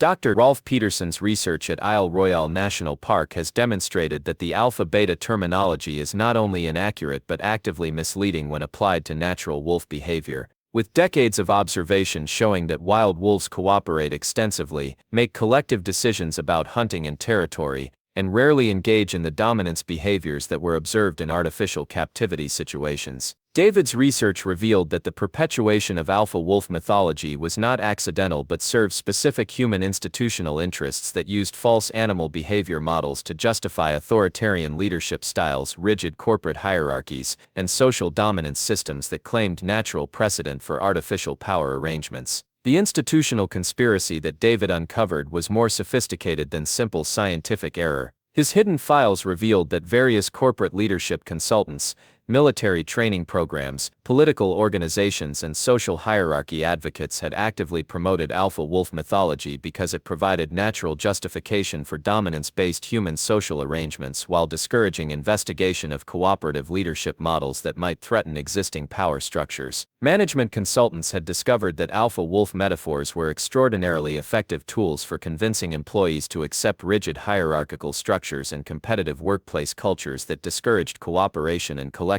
decision-making. The mythology provided natural authority for dominance-based leadership while making submission appear biologically appropriate rather than artificially imposed. David had discovered what he termed natural authority mythology, a phenomenon where false animal behavior models were deliberately maintained and promoted to provide biological justification for human social arrangements that actually contradicted natural behavior patterns while serving the interests of those who benefited from dominance-based hierarchies. But the implications extended far beyond corporate management training. When people believed that dominance hierarchies were natural and inevitable based on wolf pack behavior, they became more accepting of authoritarian leadership in various contexts while becoming less likely to question rigid social hierarchies or explore cooperative alternatives that might be more effective and humane. David's breakthrough came when he started analyzing not just actual wild wolf behavior but the specific mechanisms through which false alpha wolf research had achieved such complete cultural penetration that questioning dominance hierarchies was considered unnatural rather than scientifically appropriate examination of social organization alternatives.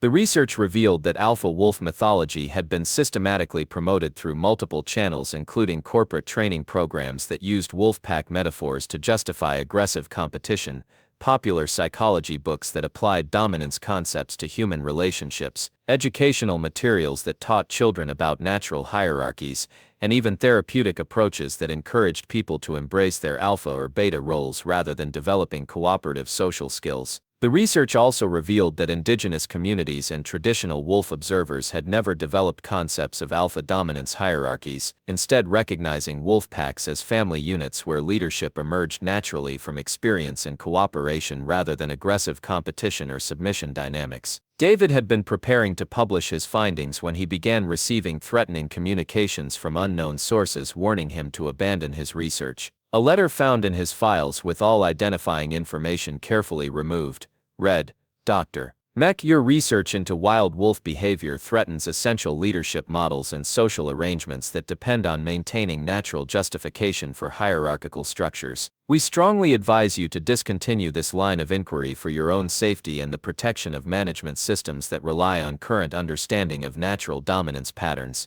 His response, drafted but never sent, revealed his determination.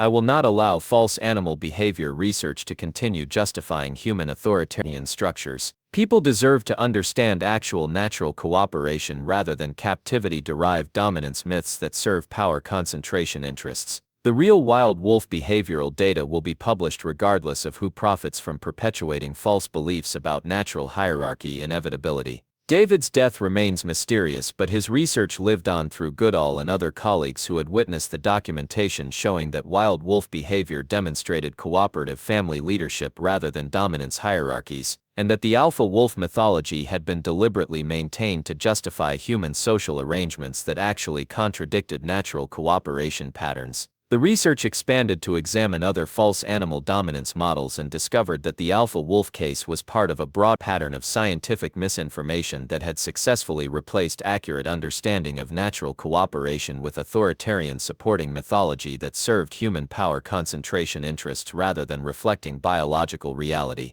David's hidden research revealed the psychological mechanisms that made alpha wolf mythology so effective and persistent across different cultural and educational contexts. Modern people, especially those seeking leadership guidance and social understanding, were deeply invested in believing that natural models could provide clear answers to complex human organizational questions, making them vulnerable to false animal behavior metaphors that supported existing power arrangements. The cultural programming around natural hierarchy inevitability had created additional barriers to understanding actual wolf family dynamics. Most people had been taught that dominance hierarchies were universal in nature, that competition was more fundamental than cooperation, and that alpha leadership was biologically superior to collaborative decision-making processes that might appear weak or inefficient compared to authoritarian command structures. Accurate behavioral education bypassed these barriers by providing objective information about actual natural cooperation that allowed people to recognize the difference between scientific observation and captivity-derived mythology that served human institutional interests rather than reflecting biological reality. When people learned that wild wolves operated as cooperative families rather than dominance hierarchies, they began questioning other assumptions about natural authority and social organization inevitability. The research also revealed that modern human organizations benefited enormously from understanding actual wolf cooperation because it provided models for effective teamwork, shared leadership, and collective decision-making that often proved more successful than rigid hierarchies based on false animal behavior assumptions. David's training protocols taught people to recognize false natural authority claims and to distinguish between actual animal behavior research and captivity-derived models that might serve human institutional purposes rather than reflect biological reality. A skilled observer might notice when leadership training emphasized dominance and submission rather than cooperation and shared responsibility, and seek actual scientific evidence about natural social organization. The protocol involved what David called natural cooperation literacy,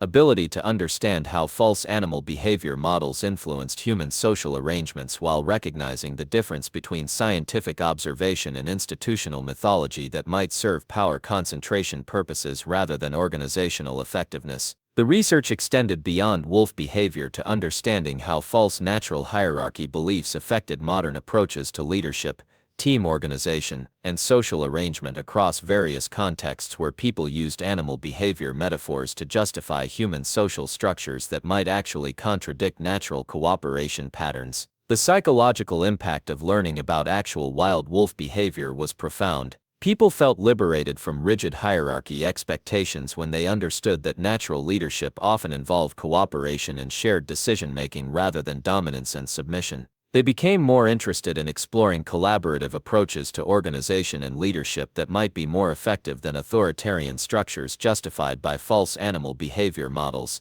David's research revealed that many organizational failures and social conflicts in modern contexts occurred because people had internalized dominance hierarchy beliefs that prevented them from developing effective cooperative approaches to shared challenges that required collective intelligence and collaborative problem-solving rather than authoritarian command structures. The training involved teaching people to examine actual scientific research about natural social organization while considering how their leadership and teamwork approaches could reflect genuine cooperation principles rather than false animal behavior models that might serve power concentration interests better than organizational effectiveness. David's protocols addressed the common concern that questioning dominance hierarchy models would lead to chaos or ineffective organization. His research showed that understanding actual natural cooperation often enhanced organizational effectiveness by encouraging shared leadership, collective intelligence, and collaborative decision-making that utilized group capabilities more fully than rigid hierarchies that concentrated power while limiting input and innovation. The timing of natural cooperation education proved crucial in David's research. People were most receptive to learning about actual family dynamics when they were experiencing frustration with rigid hierarchical structures, or seeking more effective approaches to teamwork and leadership that could address complex challenges requiring collective intelligence and shared responsibility. David's protocols address the complexity of developing effective organization approaches while distinguishing between genuine cooperation and ineffective consensus processes that might lack clear decision-making structures. The research showed that natural family leadership involved both cooperation and clear roles based on experience and capability rather than arbitrary dominance or complete equality that ignored individual strengths and contributions. The research revealed that effective cooperation education required helping people understand how natural family leadership combined collaborative decision-making with clear responsibility allocation while avoiding both authoritarian dominance and ineffective consensus approaches that failed to utilize individual expertise and experience. David's work demonstrated that natural cooperation literacy was particularly important for people in leadership positions because false beliefs about natural dominance could prevent them from developing effective collaborative approaches while encouraging authoritarian styles that often reduced organization effectiveness and employee satisfaction. The business applications of David's research were revolutionary. Organizations that understood actual wolf family dynamics were able to develop leadership approaches that combined clear guidance with collaborative decision-making, resulting in higher employee engagement, better problem-solving outcomes, and more adaptable organizational structures that could respond effectively to changing circumstances. The educational applications were equally significant. Teachers and trainers who learned about actual wolf cooperation could help students and participants develop teamwork and leadership skills based on natural cooperation principles rather than false dominance models that often created conflict and reduced collective effectiveness. The therapeutic applications of David's research created opportunities for helping individuals who had been damaged by rigid dominance hierarchy expectations understand that natural leadership often involved collaboration and mutual support rather than competition and submission, reducing psychological stress while enhancing relationship and social skills. The political applications demonstrated how understanding actual natural cooperation could inform approaches to governance and social organization that utilized collective intelligence and shared responsibility rather than rigid hierarchies that concentrated power while limiting citizen participation and democratic decision-making. The research revealed that false dominance hierarchy beliefs had organizational and social consequences beyond their immediate leadership applications, affecting how people approach teamwork, conflict resolution, and social participation while often preventing development of more effective cooperative approaches to shared challenges. David's research revealed that the alpha wolf mythology was particularly damaging because it prevented people from learning valuable lessons about natural cooperation and family-based leadership while providing false justification for authoritarian structures that often proved less effective than collaborative approaches for addressing complex challenges requiring diverse perspectives and collective intelligence. The research extended to understanding how false natural dominance beliefs affected modern approaches to education, parenting, and social development by establishing rigid hierarchy models that often conflicted with natural cooperation principles while discouraging development of collaborative skills and shared leadership capabilities. David's protocols address the complexity of developing effective cooperation while maintaining appropriate structure and clear responsibility allocation.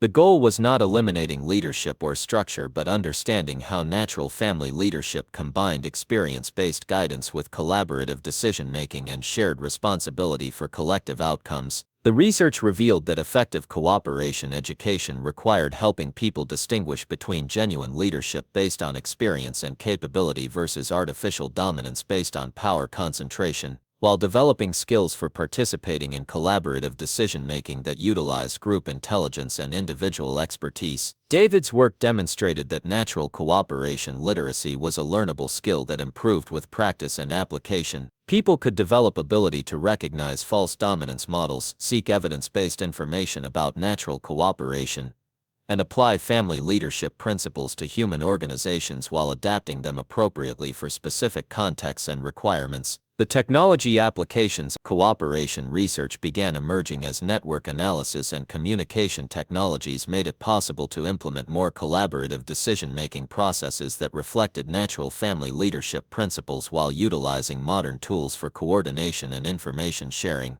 The research extended to understanding how accurate information about natural cooperation affected modern approaches to conflict resolution and social healing by demonstrating that collaborative approaches often proved more effective than dominance-based power struggles for addressing complex problems requiring diverse perspectives and sustained cooperation. David's research revealed that cooperation literacy was particularly important for young people who were developing leadership skills and social understanding because false beliefs about natural dominance could influence their approaches to teamwork and social participation throughout their lives. The measurement applications of cooperation research allowed organizations and communities to evaluate the effectiveness of different leadership and teamwork approaches while identifying patterns that enhanced or undermined collective effectiveness and collaborative problem-solving capabilities. The research revealed that accurate understanding of natural cooperation was particularly crucial during periods of social change when organizations and communities needed to adapt to new challenges that required collective intelligence and collaborative responses rather than rigid hierarchical approaches that might lack the flexibility and innovation necessary for addressing complex evolving circumstances. David's work demonstrated that cooperation truth was not just an organizational issue but had implications for social development, democratic participation, and collective problem-solving capability, as false dominance beliefs could prevent people from developing effective collaborative approaches to shared challenges that required diverse perspectives and sustained cooperation. The legacy of Dr. L. David Meck's research continues to transform how people understand natural cooperation, leadership effectiveness, and the relationship between animal behavior and human social organization. Every time someone questions alpha dominance claims, seeks evidence-based information about natural cooperation,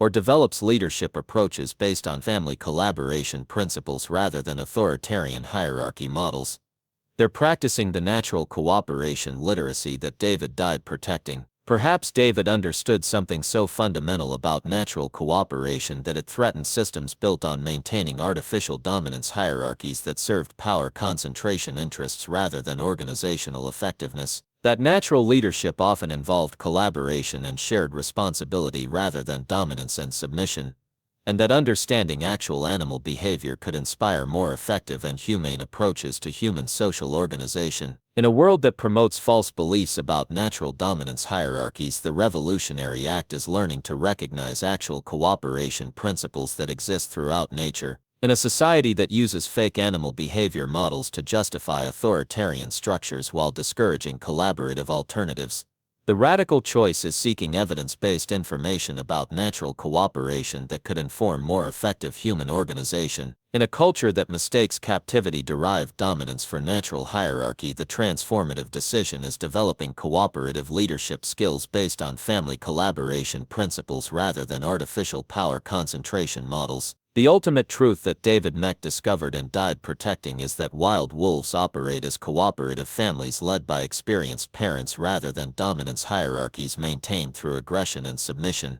That many human social arrangements justified by false animal behavior models actually contradict natural cooperation principles, and that understanding actual natural cooperation empowers people to develop more effective approaches to leadership, teamwork, and social organization based on family collaboration rather than artificial dominance structures. The person who learns to recognize false natural authority claims becomes infinitely more capable of developing effective cooperative relationships while contributing to organizational and social arrangements that utilize collective intelligence and shared responsibility rather than power concentration and individual dominance. The most dangerous lie about nature is not that animals are more aggressive than they actually are, but that dominance hierarchies are more natural than cooperation. When we understand that wolf packs are families working together rather than dominance contests, we begin to question what other natural justifications for human hierarchies are actually unnatural impositions. From the final research notes of Dr. L. David Meck,